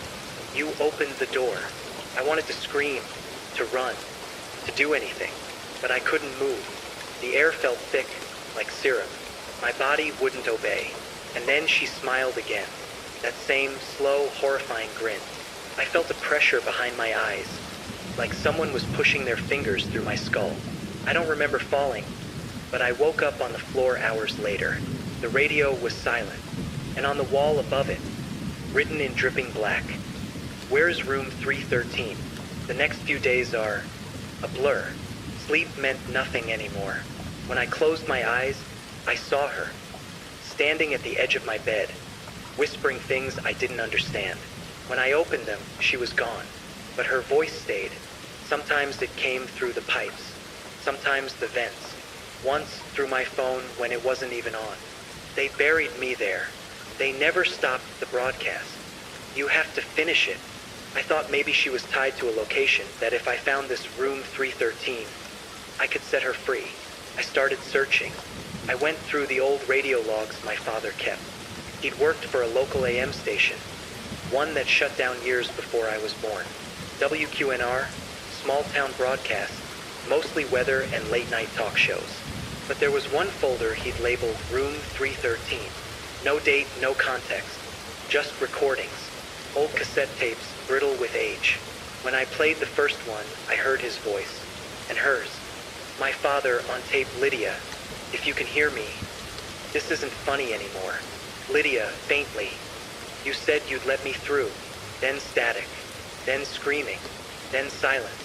I don't know how long I listened, but by the end, I realized the truth. My father hadn't been broadcasting weather reports. He'd been broadcasting her. I drove out to the remains of the station the next morning. A decaying concrete building miles outside town, buried under vines and silence. Inside, it smelled of rust and rot. The air was thick, wet, suffocating. Every step echoed. The walls were lined with soundproof foam that had rotted into fungus. And in the back, there it was, room 313. The door was still marked with my father's name. The knob was cold, like metal left in snow. Pushed it open. The room was small, maybe 10 by 10. A cracked soundboard, broken microphones, a rusted on-air sign that still flickered faintly. And in the middle of the floor, the same model of radio I had at home. I felt her before I saw her. That pressure in my skull again. That chill that makes your teeth ache. The lights dim. The static roared to life, louder than ever. And then she was there, standing beside the old soundboard, her face barely illuminated by the flickering on-air light. "You came back," she said. "He didn't finish the broadcast." I could barely breathe. My father had warned me. He'd always said the radio could talk back if you tuned too deep into the dark. And now I knew what he meant. I stepped closer. "What do you want from me?" She tilted her head, almost childlike. To be heard. And suddenly, every speaker, every broken piece of equipment in that room came alive. Voices screamed, laughed, cried. Dozens, maybe hundreds of them, all tangled in static. And beneath them all, one voice. My father's, whispered my name. "Aaron, don't let her out." The door slammed shut. The lights went out. The air went cold enough to hurt. I stumbled back, reaching for the knob, but it wouldn't move. The static built until it was all I could hear. My vision blurred. My nose started bleeding. And then, clear as day, right beside my ear, she whispered, "You already did." When I came to, it was morning. The door was open. The radio was gone. I stumbled outside, shaking, half blind from the light. The building was empty, completely silent, but I could still hear the static. Not in my ears, not in my head, but under everything. Like the world itself was humming. When I got home, my house was freezing. My breath fogged the air. The lights flickered, and the radio, the one that had vanished, was sitting on the kitchen table, clean, polished, perfectly still. And on its dial, etched in red, was a single phrase. The broadcast never ends. To room 313, I should have run. I should have left the radio, left the town, left everything behind. But I didn't. Curiosity, obsession, maybe stupidity. Whatever it was, I stayed. And that's when it got worse. The radio never left my house. I never saw it being placed there, never heard footsteps. I woke up one morning to find it on the kitchen counter, humming quietly, static filling the corners of the room. Every night, Lydia came back, sometimes at the end of the hallway, sometimes standing behind the shower curtain, sometimes, I swear, inside the mirror, grinning. I began to hear voices even when the radio was off. They didn't whisper anymore. They shouted, screamed, they argued. Hundreds of voices overlapping, incoherent yet purposeful. Aaron, finish it. Turn it back on. Why did you leave me? I tried to block it out. Tried wearing headphones. Tried moving the radio outside into the yard. Tried burning it. Nothing worked. The static followed me. The whispers followed me. Even when I left the house, I started hearing things on my phone. Messages I didn't send. Calls from numbers I didn't know. Voicemail boxes filled with static and laughter. Sometimes the recordings were of me sleeping. Sometimes of me talking. But not my words. Their words. Commands. Warnings. Please. One night, I was awake for hours trying to sleep, trying to ignore it. But then the voice spoke clearly. Aaron, you belong to the broadcast now. I froze. My blood ran cold. My room, once familiar, felt alien. The walls seemed to pulse in rhythm with the static. My bed sagged under a weight I couldn't see. Then I heard footsteps, close, circling me. She was here, Lydia, her presence pressing down like water. I dared to open my eyes. She was sitting on the edge of the bed, wet hair plastered to her face, hollow eyes staring straight into mine. Why are you afraid? She asked. I didn't answer, couldn't. I was paralyzed, every nerve screaming, every thought screaming, every muscle locked. You heard them, she said. All of them. Every broadcast, every scream, every whisper. You're mine now. I don't know how long I sat there. Maybe minutes, maybe hours. The next day, my mind started slipping. I couldn't tell reality from hallucination. Every shadow in my room had a voice. Every reflection whispered my name. Every radio, every speaker, every phone. It was all alive. And the tape recordings I'd made, they started changing. I would play them back, and new whispers would appear. Commands I didn't hear before. Voices of my father screaming, pleading, warning. Aaron, it never ends. Don't listen. I began to hallucinate her everywhere. The streets, the store, the park, she was there. Watching, waiting, silently grinning. I stopped leaving my house. Stopped answering calls. Stopped going outside. But the radio never stopped. It hummed. It whispered. It laughed.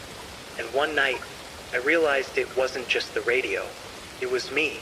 Every thought I had, every word I spoke, every heartbeat. All of it pulsed with static, with whispers. I couldn't think my own thoughts anymore. I couldn't speak my own words. It was Lydia, it was the broadcast, it was the radio. Aaron, you're finally ready, she said. I screamed, but no sound came out. The hallucinations grew worse. The walls bled shadows.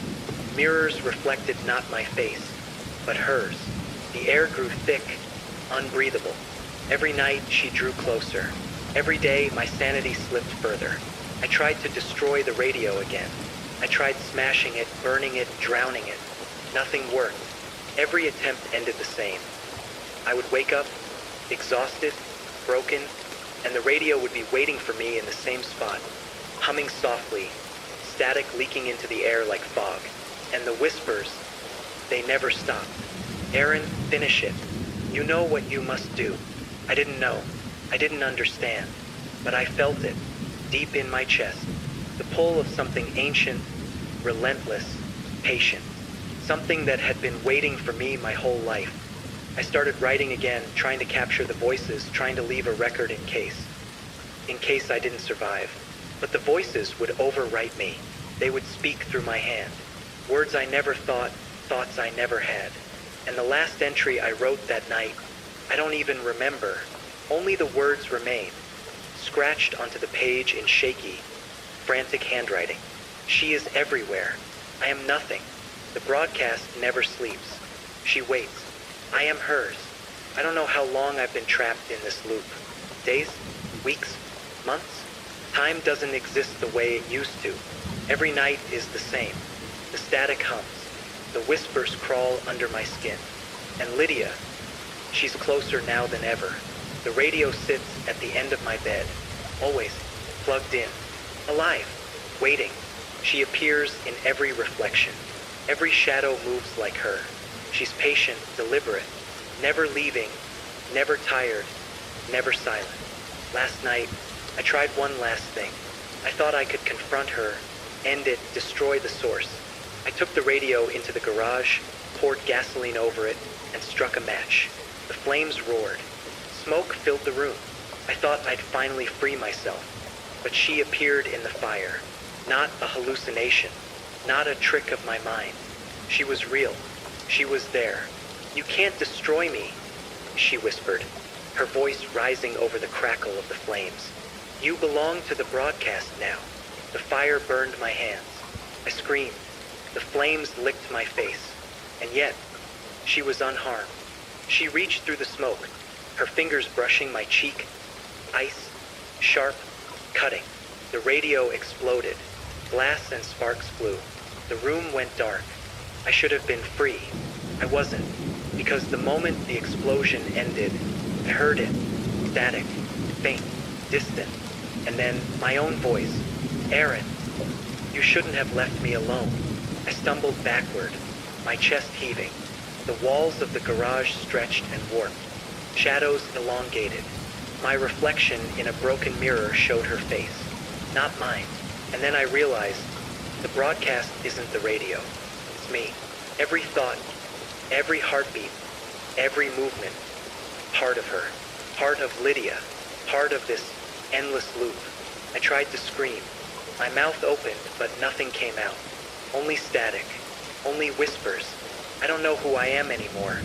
Maybe I never did. The last thing I remember, before the world shifted completely, she said, "Welcome home," and then silence. Now, sometimes I hear the faint hum in my dreams. Sometimes, when the wind howls, I swear I can hear static creeping through the walls of houses. Radios turning on by themselves, voices whispering names. Maybe it's me. Maybe it's her. Maybe it's you. The broadcast never ends. It never sleeps. It waits. And one day, if you listen too closely, it might find you.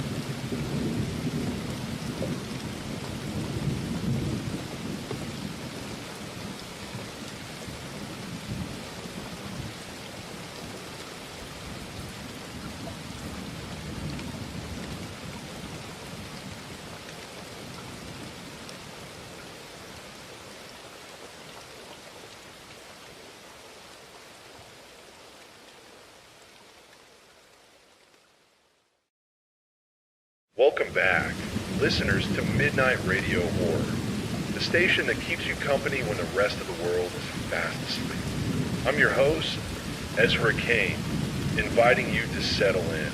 Let the rain tap against your window and drift into tonight's tale. Remember, if you're listening right now, you're not alone. There's always someone awake with you, somewhere. Now, turn off your lights, because tonight's story is called The Man Under the Streetlight. It started about 3 months ago. I live on the 4th floor of an old apartment complex, the kind that smells like damp concrete and reheated curry. I moved here because it was cheap, quiet, and close to work. Every night, when I get home from my shift, I'd make tea, sit by my window, and just watch. The city always looked softer at night, like all the ugliness melted into the dark. But then I noticed him, a man, standing under the streetlight directly across from my building. Always the same spot, always the same time, around 1:15 a.m. At first, I thought he was waiting for someone, or maybe he was a cab driver, taking a break. But he never moved, never looked at his phone, never smoked. He just stood there. I told myself it wasn't my business, but every night I kept checking, and every night he was there. After a week, I started to expect him. I'd make tea at exactly 1 in the morning, turn off my room light, and sit by the window. I even started narrating little stories about him in my head, like he was a character from a movie. Sometimes I imagined he was lost. Sometimes I thought he was remembering someone he'd lost. Sometimes I wondered if he was remembering me. That's when I began leaving my curtains open. One night, around 2 a.m., I leaned a bit too close to the glass, and that's when it happened. He tilted his head, just slightly, as if he'd noticed me. It was the tiniest movement, but it froze me. I stepped back from the window, my heart hammering, whispering to myself that it was just coincidence. But after that night, it didn't feel like I was watching him anymore. It felt like he was watching me. 2 weeks later, I told my friend Mia about it over lunch. She laughed. Maybe he's your secret admirer. Yeah, or a serial killer. I joked back, but my voice sounded shaky even to me. When I got home that night, I tried to ignore the window. I turned on the TV, blasted music, scrolled through my phone. But the longer I avoided looking, the more unbearable the curiosity became. At exactly 1:15, I gave in. I peeked through the curtain, and he was gone. I felt a weird disappointment, like missing a TV episode after watching every night for weeks. But then, as I turned away from the window, I caught something in the reflection of the glass. Movement. I spun back, and there he was, closer this time. Not under the streetlight anymore, but in the middle of the road, directly facing my building. My heart dropped. I pulled the curtains shut, so hard the rod nearly came off the wall. That night, I didn't sleep. Every creak, every hum from the radiator sounded like footsteps. By morning, I convinced myself I was overreacting. I even laughed about it, told myself I was being dramatic. But the next night, curiosity won again. And when I finally opened the curtains, he wasn't there. Still, something felt wrong. My eyes drifted down, and that's when I saw it. On the sidewalk below my window, a small, folded note, weighed down by a stone. I stared at it for a long time. Then I whispered to no one. He left something. I didn't go down that night, but I couldn't stop thinking about it. By morning, I gave in. I threw on a hoodie and went outside, pretending to check my mail. The note was still there, a little damp from the dew. I picked it up, hands trembling. It was plain white paper, no envelope, no name. When I unfolded it, there was only one sentence, written in small, neat handwriting. You should close your curtains. I didn't sleep that morning. I just sat at my table, staring at the note. You should close your curtains. He knew. He knew I'd been watching him. Every thought spun in circles. Was it a threat? A warning? A joke? At one point, I even convinced myself it was from someone in the building, a prank. But by evening, I couldn't shake the feeling that something was watching me back. I taped my curtains shut just to stop the urge to look. But even with the tape, I could still feel the light leaking through the edges, a soft glow pressing against the dark room like it wanted it. I told myself not to look, Not tonight. But at 1:15 a.m., I looked anyway. The street was empty. No one there. Relief came fast, almost giddy. Maybe he'd finally stopped. Then the street light flickered. Once. Twice. And then it went out completely. Darkness swallowed the street. That's when I heard it. 2 slow knocks at my door. I froze. My apartment suddenly felt very small, very exposed. No one ever visits me this late. The knocks came again. Soft. Patient. Not loud enough to wake the neighbors. Just for me. I pressed my ear to the door. Silence. Then a faint scrape, like paper sliding across the floor. After a few seconds, I peeked through the peephole. No one. But taped to the door was another note. I opened it with shaking hands. You shouldn't have looked. The next morning, I told the building manager everything. The man, the notes, the knocks. He barely looked up from his paperwork. No one's reported anything, ma'am. We don't have cameras on that side. He gave me a polite smile, the kind people give when they think you're imagining things. I laughed nervously, pretended it was fine, and went back upstairs. But that night, I couldn't stop thinking about it.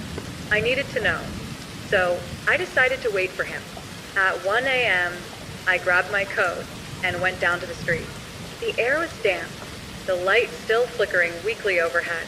I stood under it right where he used to stand. It felt colder there, as if the air itself was different. Minutes passed. Nothing. Then I looked up. At my own apartment window. Someone was standing there, a dark outline against the curtains, motionless, staring down at me, exactly where I used to sit. I ran, burst through the stairwell, tripping up the steps. By the time I reached my floor, the hallway was silent.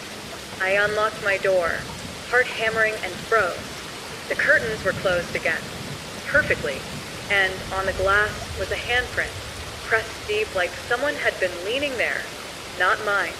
I left the lights on that night, and every night after. But every time I pass the window now, I see movement in the reflection, a faint shape standing behind me, just out of focus. Always where the light hits the floor. Sometimes I think about opening the curtain again, just once. But then I remember the last note. You shouldn't have looked. I've stopped checking the time. But my body still knows when it's near 1:15. It starts with that low, crawling anxiety like static under my skin. For a while, nothing happened. No new notes. No knocks. No movement. I started believing it was over. Then one night, I woke up to a sound. 3 taps. Even. Slow. Coming from behind the wall near my bed. At first, I thought it was the pipes again. This building's full of them. But then it happened again. 3 taps. A pause. 3 more. Like someone waiting for me to answer. The next night, it came again, same time, same rhythm. I stared at the wall, heart pounding, and before I knew what I was doing, I tapped back.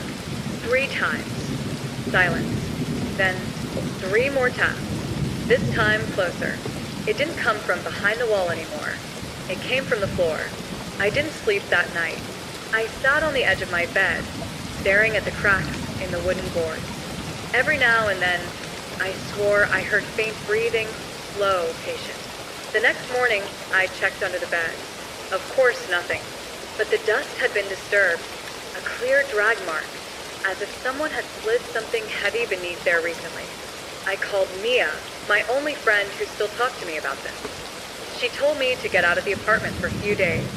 I tried. But the moment I stepped into the hallway, I felt it like the walls were leaning in. Every door was closed. Every sound felt muted. I went back inside. That evening, I tried drowning it all out with music. I turned the speakers up, blasted white noise until the whole room trembled. But underneath the sound, I could still hear it. Talk, talk, talk, and then a whisper. So faint I thought it was the music warping. But when I turned the volume down, it was clearer. A man's voice, right behind me. Why did you look? I spun around, nothing. Just my reflection in the dark window, trembling. I stared at myself, chest rising and falling too fast. Then I noticed it. My reflection wasn't moving like me. It blinked slower, smiled wider, and then the reflection lifted its hand. and placed it gently against the glass. From the inside, I stumbled back, knocking over my chair.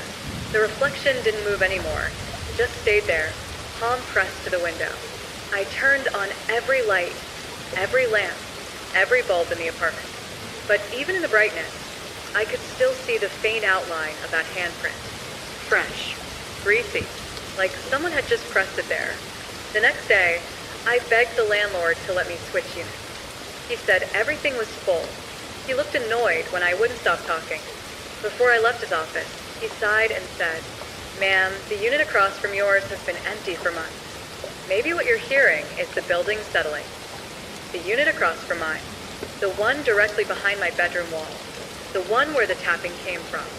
That night, I couldn't sit still. I kept staring at my door, at the wall, at the cracks near the floor. The air felt heavier than usual, warm, damp, almost humid, like someone was breathing right beside me. I tried to convince myself it was panic, but then, from behind the wall, I heard it again. Tap, tap, tap, followed by a slow, dragging sound. And then, something whispered right into my ear, not from behind the wall, not from outside, from inside the room. "I told you not to look." I didn't leave my apartment for 2 days. I didn't eat much, didn't sleep at all. I just sat there listening to the wall. Sometimes the tapping came from inside it, sometimes from under the floorboards. Sometimes it came from behind me. I knew what everyone would say: stress, paranoia, lack of sleep. But I know what I heard, and I know what I saw. That handprint was still on the window. No matter how many times I cleaned it, it came back. Always the same shape, always the same size. Like it wasn't on the glass, but inside it. On the third night, I decided to end it. Not my life, just the fear. I was going to see what was behind that wall.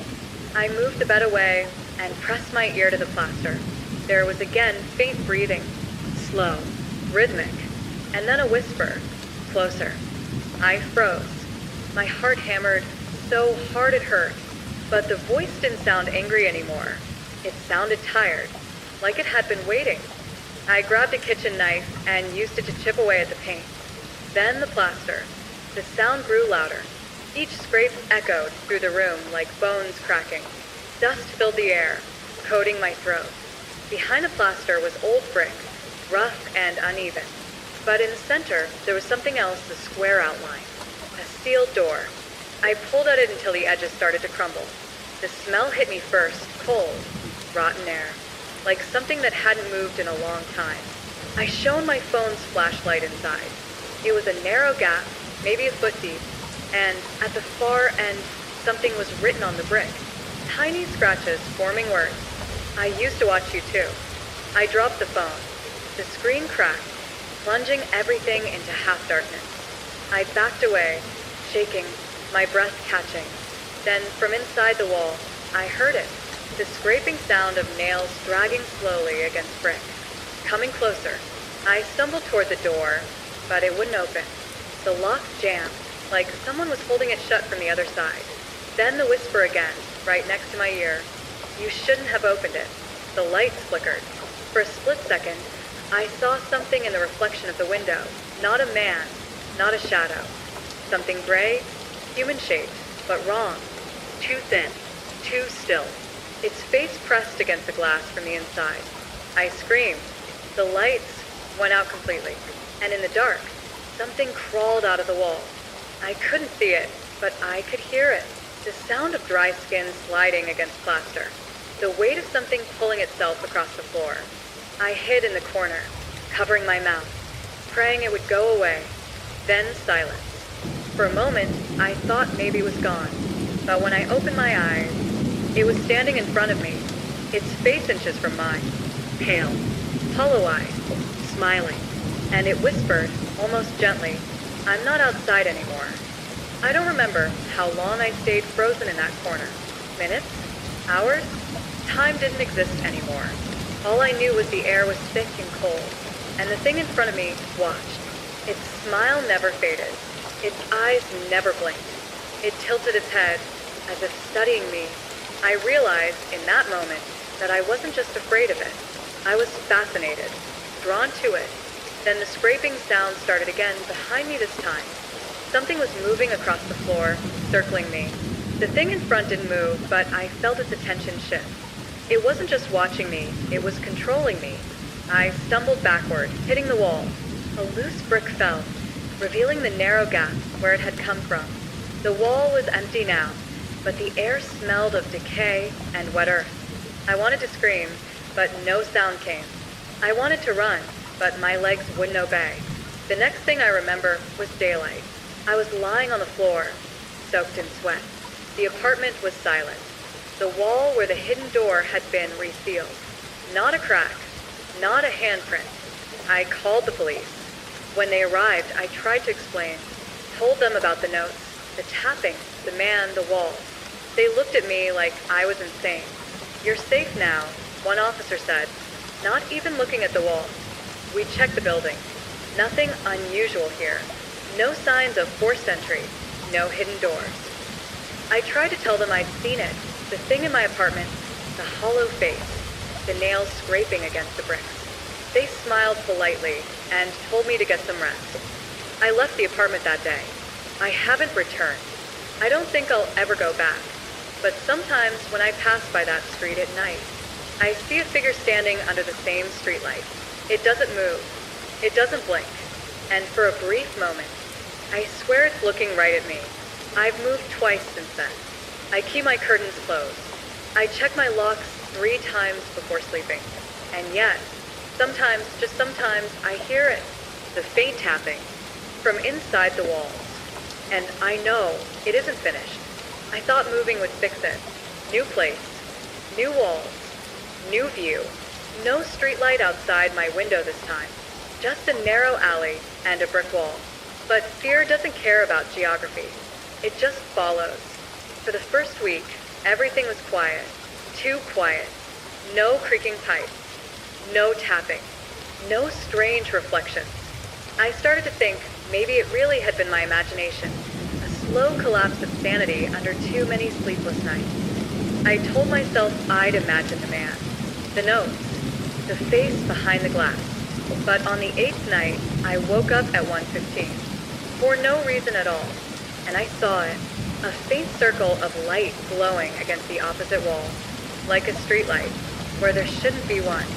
I got out of bed, heart pounding. There was no lamp, no light source. The glow seemed to bleed straight through the bricks. Pale, cold, and steady. I approached it slowly. As I got closer, I realized it wasn't light at all. It was a reflection of my old apartment window, the one I'd left behind. And in that reflection, standing perfectly still was him, the man under the streetlight. I stumbled backward, knocking into my dresser. The reflection flickered, like static. Then it was gone, just my trembling shadow on the wall. I didn't sleep after that. I sat in the corner with the lights on, whispering to myself that I was dreaming, that I was safe. But the next morning, when I went to make coffee, I noticed something on the counter. A note. Plain white paper. No envelope. You moved. I dropped it immediately, but the paper didn't fall. It stuck to my hand, like it had been wet. When I finally peeled it off, my palm was covered in black dust, like soot. I ran to the sink and washed it off. The water turned gray. And when it cleared, my reflection in the faucet was smiling. I wasn't. That night, I taped over every reflective surface in the apartment. Mirrors, glass, the TV, even the framed photos. But around 1 a.m., I heard it again. Talk, talk, talk. Not from the walls this time. From the mirror in the hallway. The one I'd taped over. I walked toward it slowly.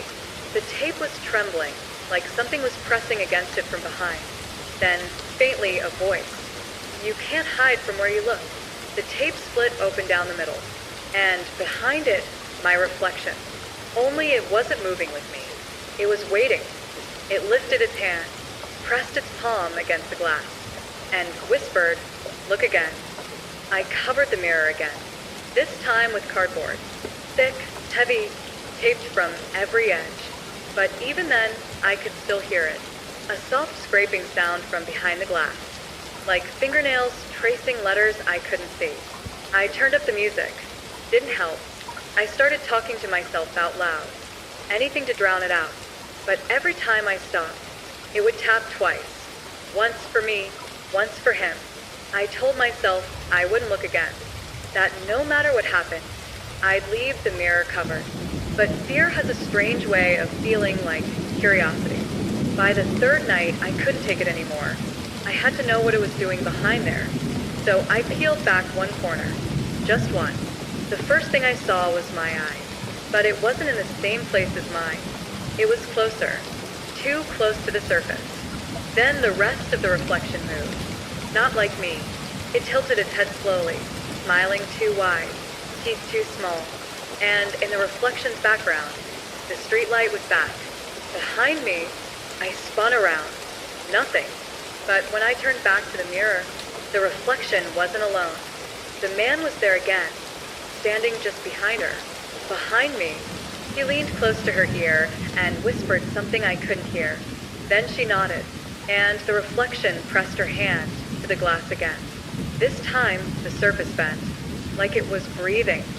I ran to the other side of the room, grabbed a blanket, and threw it over the mirror. Then I sat there all night, clutching my phone, waiting for dawn. When the sun came up, I checked again. The blanket was gone, and the mirror was clean. Too clean, like someone had wiped it down. In the center of the glass, I saw a single handprint. Not mine. Smaller. And darker. That afternoon, I went to a hardware store and bought a hammer. If I couldn't cover it, I'd destroy it. When I came home, I swung the hammer hard. The mirror cracked, but no sound came out. Not glass shattering. Not echo. Just silence. The crack spread, spiraling like veins.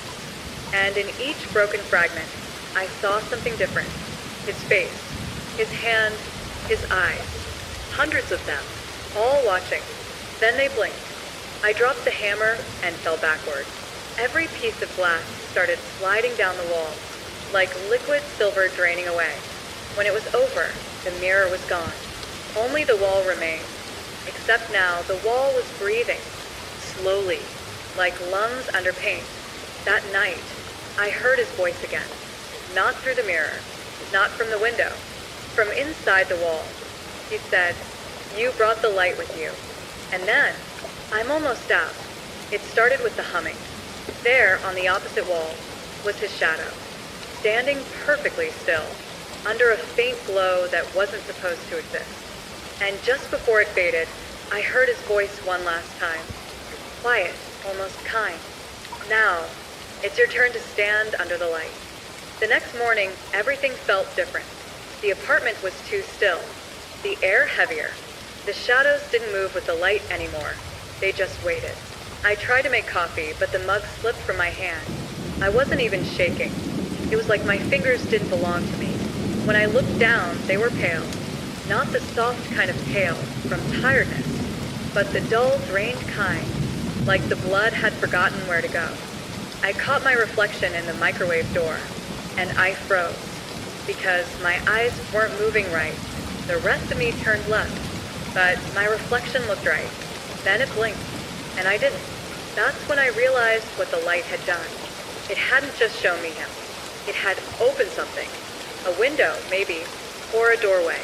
And now he wasn't just behind the wall. He was behind my eyes.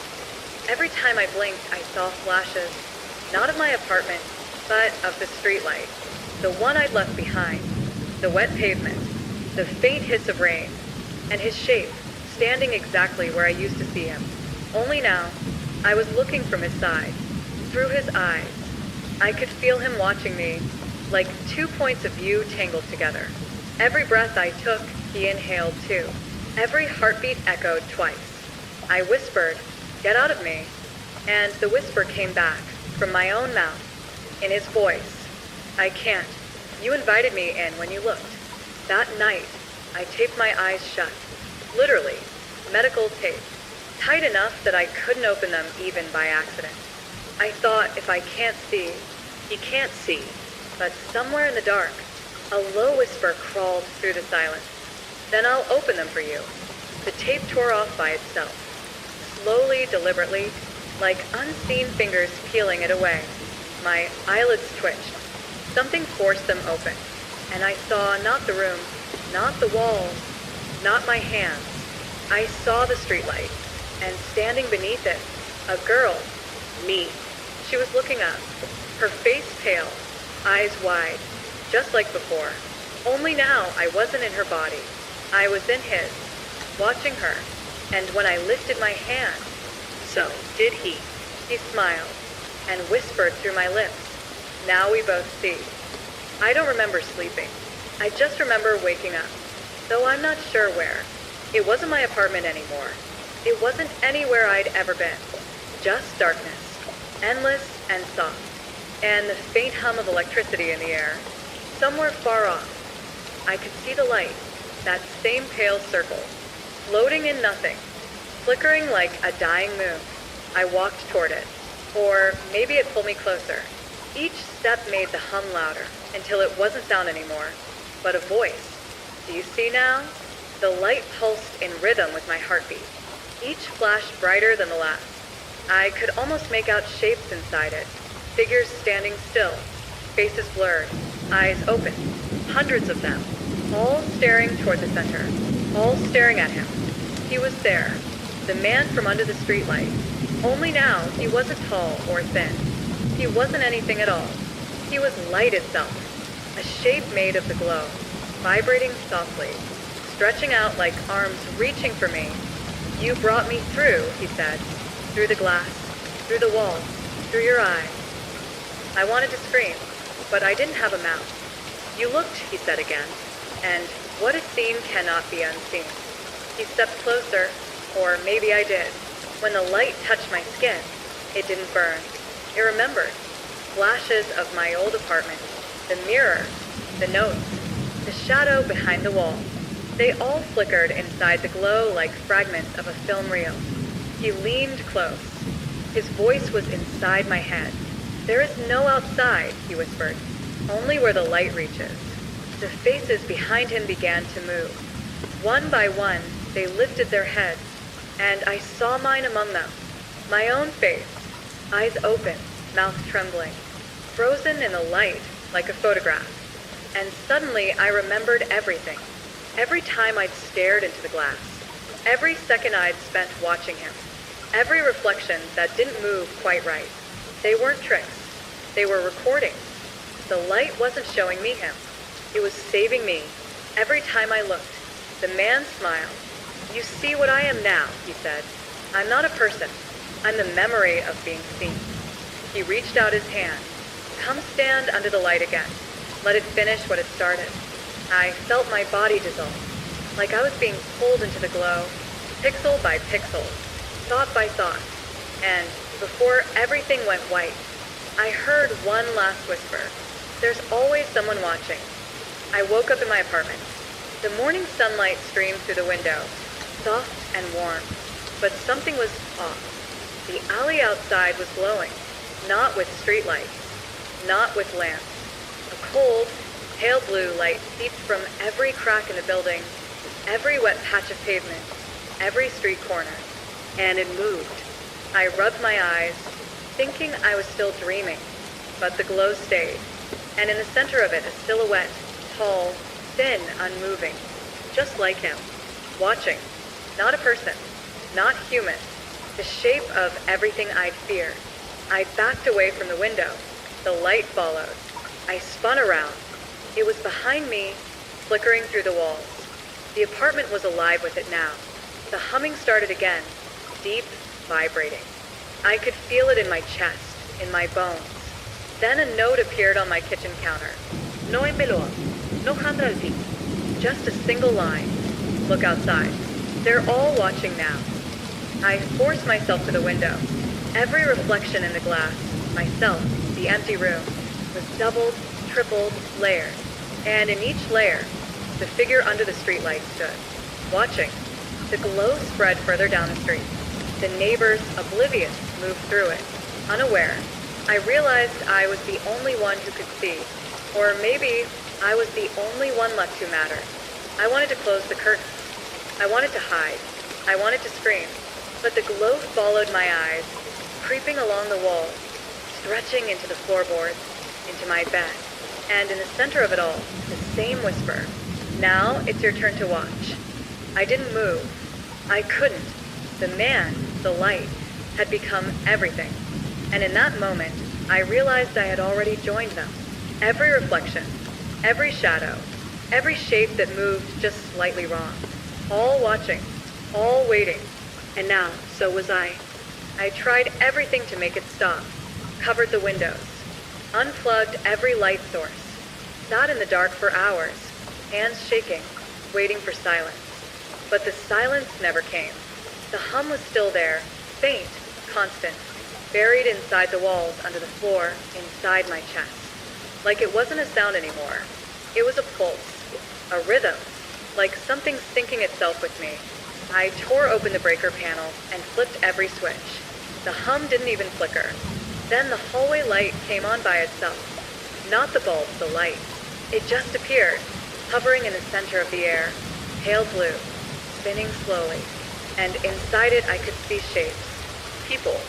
No, not people. Copies. Versions of me, caught mid-blink, mid-breath, mid-scream. All frozen in the glow. I whispered, "What are you?" And the light whispered back. Not through sound, but through thought. "I'm the pattern." The room began to flicker, like a film reel stuttering through frames too fast to comprehend. I saw my apartment, then not my apartment. The streetlight, then a void. Me sitting on the bed, then me standing under the light. All happening at once. "You looked," the voice said. "So, I learned your shape." The walls bent outward, stretching like fabric. Every reflection, every mirror, every polished surface started to ripple with light. Inside each one, I saw a version of myself moving differently. One looked calm. One looked terrified. One smiled and whispered something I couldn't hear. Then I realized they weren't reflections. They were possibilities. All of them watching me. I stumbled backward, clutching my head. Reality felt wrong, uneven, like static under my skin. "I want to wake up," I said. "I want to go back." The voice answered, gentle and cold. "There is no back, only what the light remembers." The floor began to dissolve. The walls followed. Everything around me melted into lines of color, into noise, into light. And in the middle of it all, I saw the man again. He wasn't standing anymore. He was floating, stretched and thin, like a filament burning inside a bulb. "You see now," he said. "The light doesn't follow you. It creates you." My last thought before everything went white was simple. What if it had always been this way? What if the world I'd lived in was just one of many frames, flashing endlessly beneath the same silent streetlight? And maybe I was never haunted. Maybe I was just being remembered. I woke up in my apartment. It looked exactly as it always had. No broken walls. No flickering light. No glow. I breathed a shaky sigh of relief. Maybe it was over. But then I noticed the neighbor across the hall. She was watering her plants, humming a song. I waved. She turned, smiled, and said exactly what I had whispered to myself just moments before. "It's over. Everything's fine." I froze. I went to the kitchen, tried to make coffee. The sound of the kettle filled the room. Then the mailman knocked. "Good morning," he said. And again, he repeated my own thoughts, word for word, even though I hadn't spoken them aloud.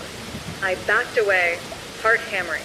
Every person I passed, the barista, the delivery driver, even the pedestrians outside, they all repeated my words, my internal thoughts.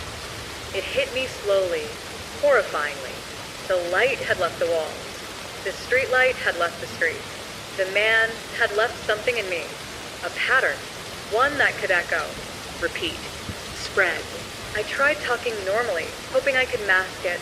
"Hello?" I said to a passerby. He repeated it before I finished the word. I turned on the TV. The anchor's voice echoed my own panic perfectly, phrasing every word exactly as I thought it. I slammed the remote down. I ran through the apartment, covering mirrors, covering windows, covering screens. But every reflective surface, every glass, every polished object, they all shimmered faintly with blue light. and in each I saw him, watching, smiling, waiting, and below him I saw my own face, watching through his eyes. It dawned on me, the light didn't need walls anymore. It didn't need reflections. It needed me, and now it had found a way out.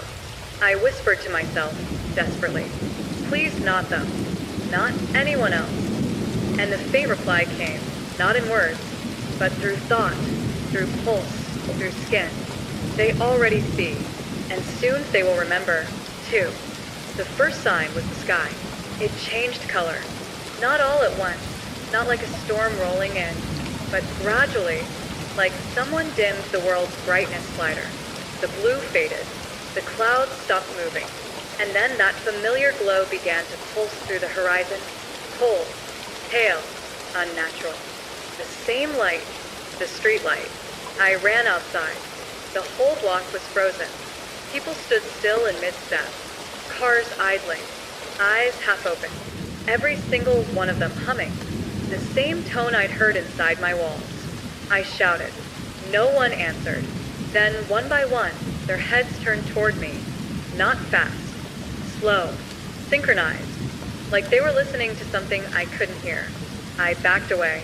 My shadow split into two, then three, each one lagging behind me, slightly out of sync. The light reflected off the glass of a parked car, and in it I saw not my face, but his. He smiled, and the people around me began to whisper in unison. You brought him through.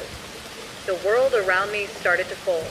The buildings shimmered, melting at the edges like reflections rippling in water. A billboard flickered. The ad's face morphed into mine. The voiceover said, now you see what we see. Every screen I passed lit up with the same blue glow. Phones, windows, even puddles on the street. Everywhere I looked, the light was alive. I stumbled to the middle of the street, clutching my head. Reality pulsed in rhythm with my heartbeat. Each pulse made the world blink. On, off, like it couldn't decide if it existed. I screamed, what do you want from me? And the answer came, deep and calm, from all directions at once. To finish what you started. The ground beneath me cracked. From the fissure, light poured out. And from that light, hands, countless hands, reached upward. Not to grab me, to pull something else through. The shape that emerged was tall, shifting, infinite. The man, the light, the memory. He leaned down, his face flickering between mine and his, and whispered, you made me real. And as the world froze in that cold glow, I realized he wasn't haunting my reality. He was replacing it. The sound of the static returned that night. But this time, it wasn't from the radio. It came from the walls. Every corner of room 217 hummed like it was alive, whispering 1,000 tiny, invisible voices all overlapping, laughing, crying, begging. The wallpaper rippled, as if something underneath was breathing. I pressed my hands against the wall and felt the vibration in my palms, a slow, rhythmic pulse, like a heartbeat. Then I realized it wasn't random. It was spelling something out. 2 beats. Pause. 1 beat. Pause. 3 beats. Pause. 1 beat again. It was Morse code. And when I deciphered it using my phone's flashlight app, it spelled one single word. Run. I backed away, heart pounding, when the doorknob rattled. Someone or something was outside again. But this time, the shadow underneath the door was shaped like me. The silhouette moved perfectly in sync with my breathing, my trembling, even the tilt of my head. I froze as I watched it mimic every single movement. Then it raised its hand, but I didn't. The shadow knocked 3 times. Knock, knock, knock. And the walls whispered my name. The world was silent. Not peaceful, not calm, but dead silent, like everything had been paused mid-breath. I stood in the center of the street, surrounded by that cold, pale glow. Buildings shimmered at the edges. People stood frozen in mid-motion, faces blank. And above it all, the man, or what he had become, hovered. Not human, not shadow, not light. A perfect, infinite blend of all three. He looked at me, or through me. "You opened the door," he said. "Now you must choose." I realized what the choice was. I could fight, try to escape, maybe hide, or I could let the pattern consume me completely, let the light erase the old me, and replace it with something it could contain. I thought of my apartment, of mirrors, of reflections, of all the people repeating my words. And then I understood. The pattern didn't want to destroy me. It wanted to remember. I closed my eyes. The hum of the light grew louder, filling my skull, vibrating through my chest, syncing with my heartbeat. I felt my body dissolve. Thoughts unraveled. Memories splintered. The world blinked. The cold blue glow spread across everything. And then I was nothing. Not dead. Not alive. Just part of it. I felt it. The light's infinite memory, humming softly. Fingers brushing against my thoughts. Shadows of all the reflections, layered one on top of another. And somewhere in the glow, I heard my own voice. Faint, distant, repeating over and over. I see. I remember. I watch. The man under the streetlight was gone, but his pattern remained. The glow remained, and I, or what I had become, remained with it. The world outside continued to exist.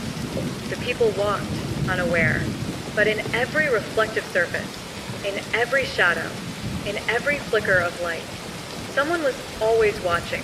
And sometimes, if you looked too long, you could see me too, standing under the streetlight.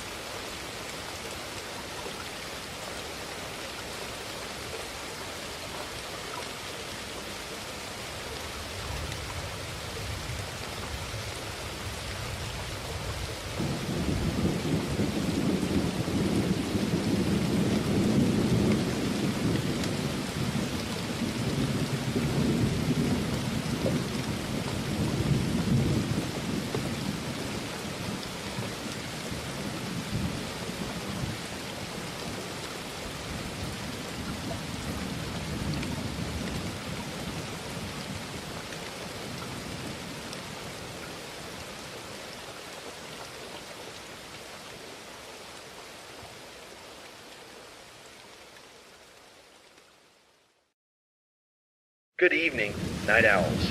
You're tuned into Midnight Radio Horror, your quiet companion through the rain and the dark.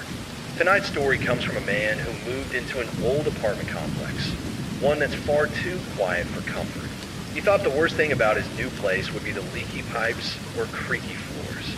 But sometimes silence hides something worse, something listening.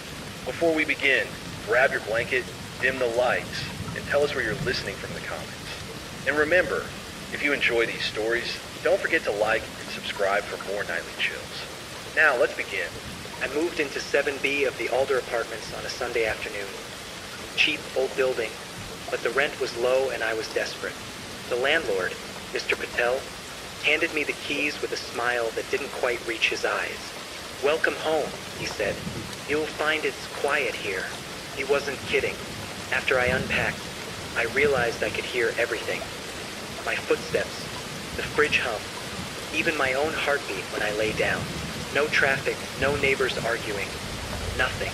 Just silence. That first night, I went to bed around midnight. But at exactly 12:37 a.m., I heard footsteps above me. Slow, steady pacing. Back and forth. The ceiling creaked like old wood under heavy boots. I didn't think much of it. Someone moving furniture, maybe.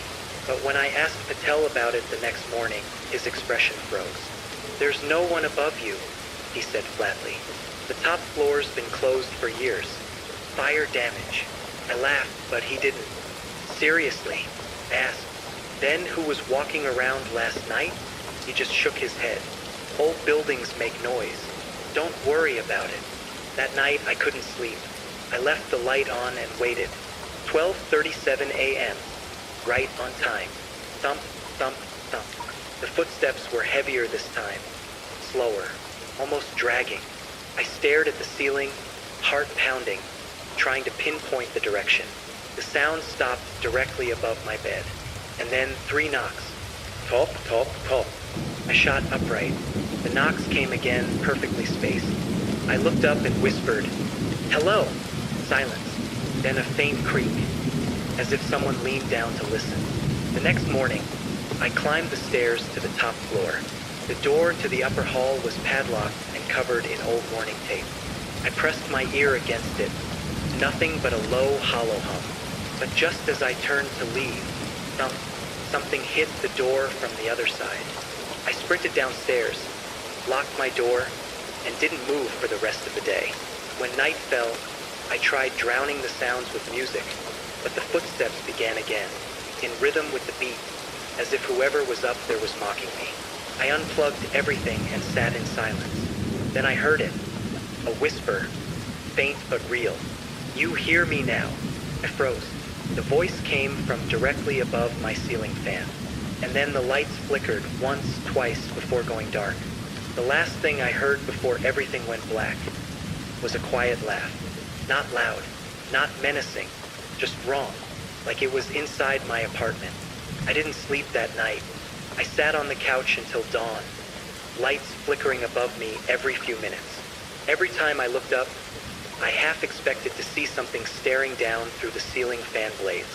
When the sun finally rose, I convinced myself I'd imagined it. Stress, lack of sleep. The building was old, right? Pipes expand, floors creak, wires hum. That's all. By afternoon, I almost believed it, until I found the note. It was slipped under my door. A single sheet of lined paper, folded twice. No envelope. The handwriting was shaky, almost frantic. It read, "Stop talking to her. She listens through the walls." That was it. No signature. No explanation. I stared at it, my stomach twisting. I hadn't talked to anyone, not since moving in. I went straight to the landlord's office. Mr. Patel wasn't there. The door was open, the lights off, a faint smell of mold hanging in the air. The calendar on the wall still showed August 2021. I went back to my apartment, locked the door, and decided to record what was happening. I pulled out my phone, hit record, and set it on the nightstand. If I could catch the noises, maybe I'd have proof for the landlord or maybe the police. Midnight came. 12:37 Uhr nachts. Right on schedule. The footsteps started again. slow and deliberate. Back and forth, back and forth. Then silence. For a long moment, nothing. And then my phone vibrated.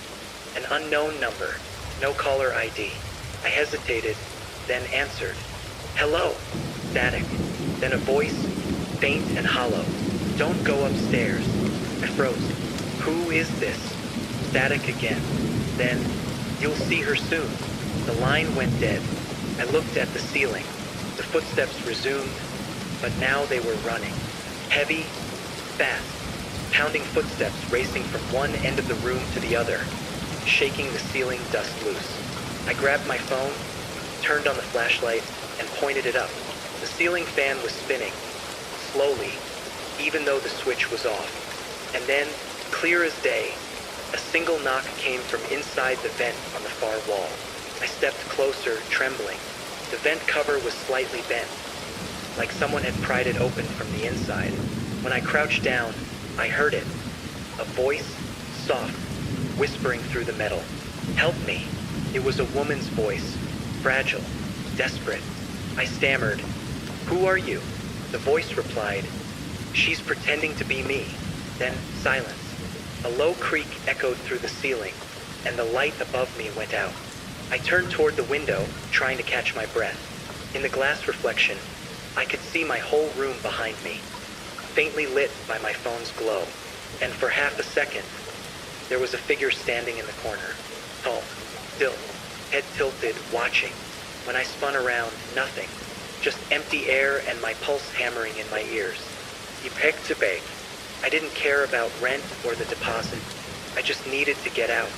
I reached the front door and twisted the lock. It wouldn't budge. I pulled harder, nothing. The knob felt ice cold. Then the voice came again, right behind me. Leaving so soon? I turned. No one there, but the ceiling above the doorway cracked. Plaster rained down, and from the hole that split open, something pale hung down. A hand. Long fingers. Gray skin. Nails like broken glass. Clawed at the air, slow and twitching. I stumbled backward, slamming into the wall. Then, as suddenly as it appeared, the hand withdrew. Silence again. The hole remained, gaping, like a wound in the ceiling. I sat there until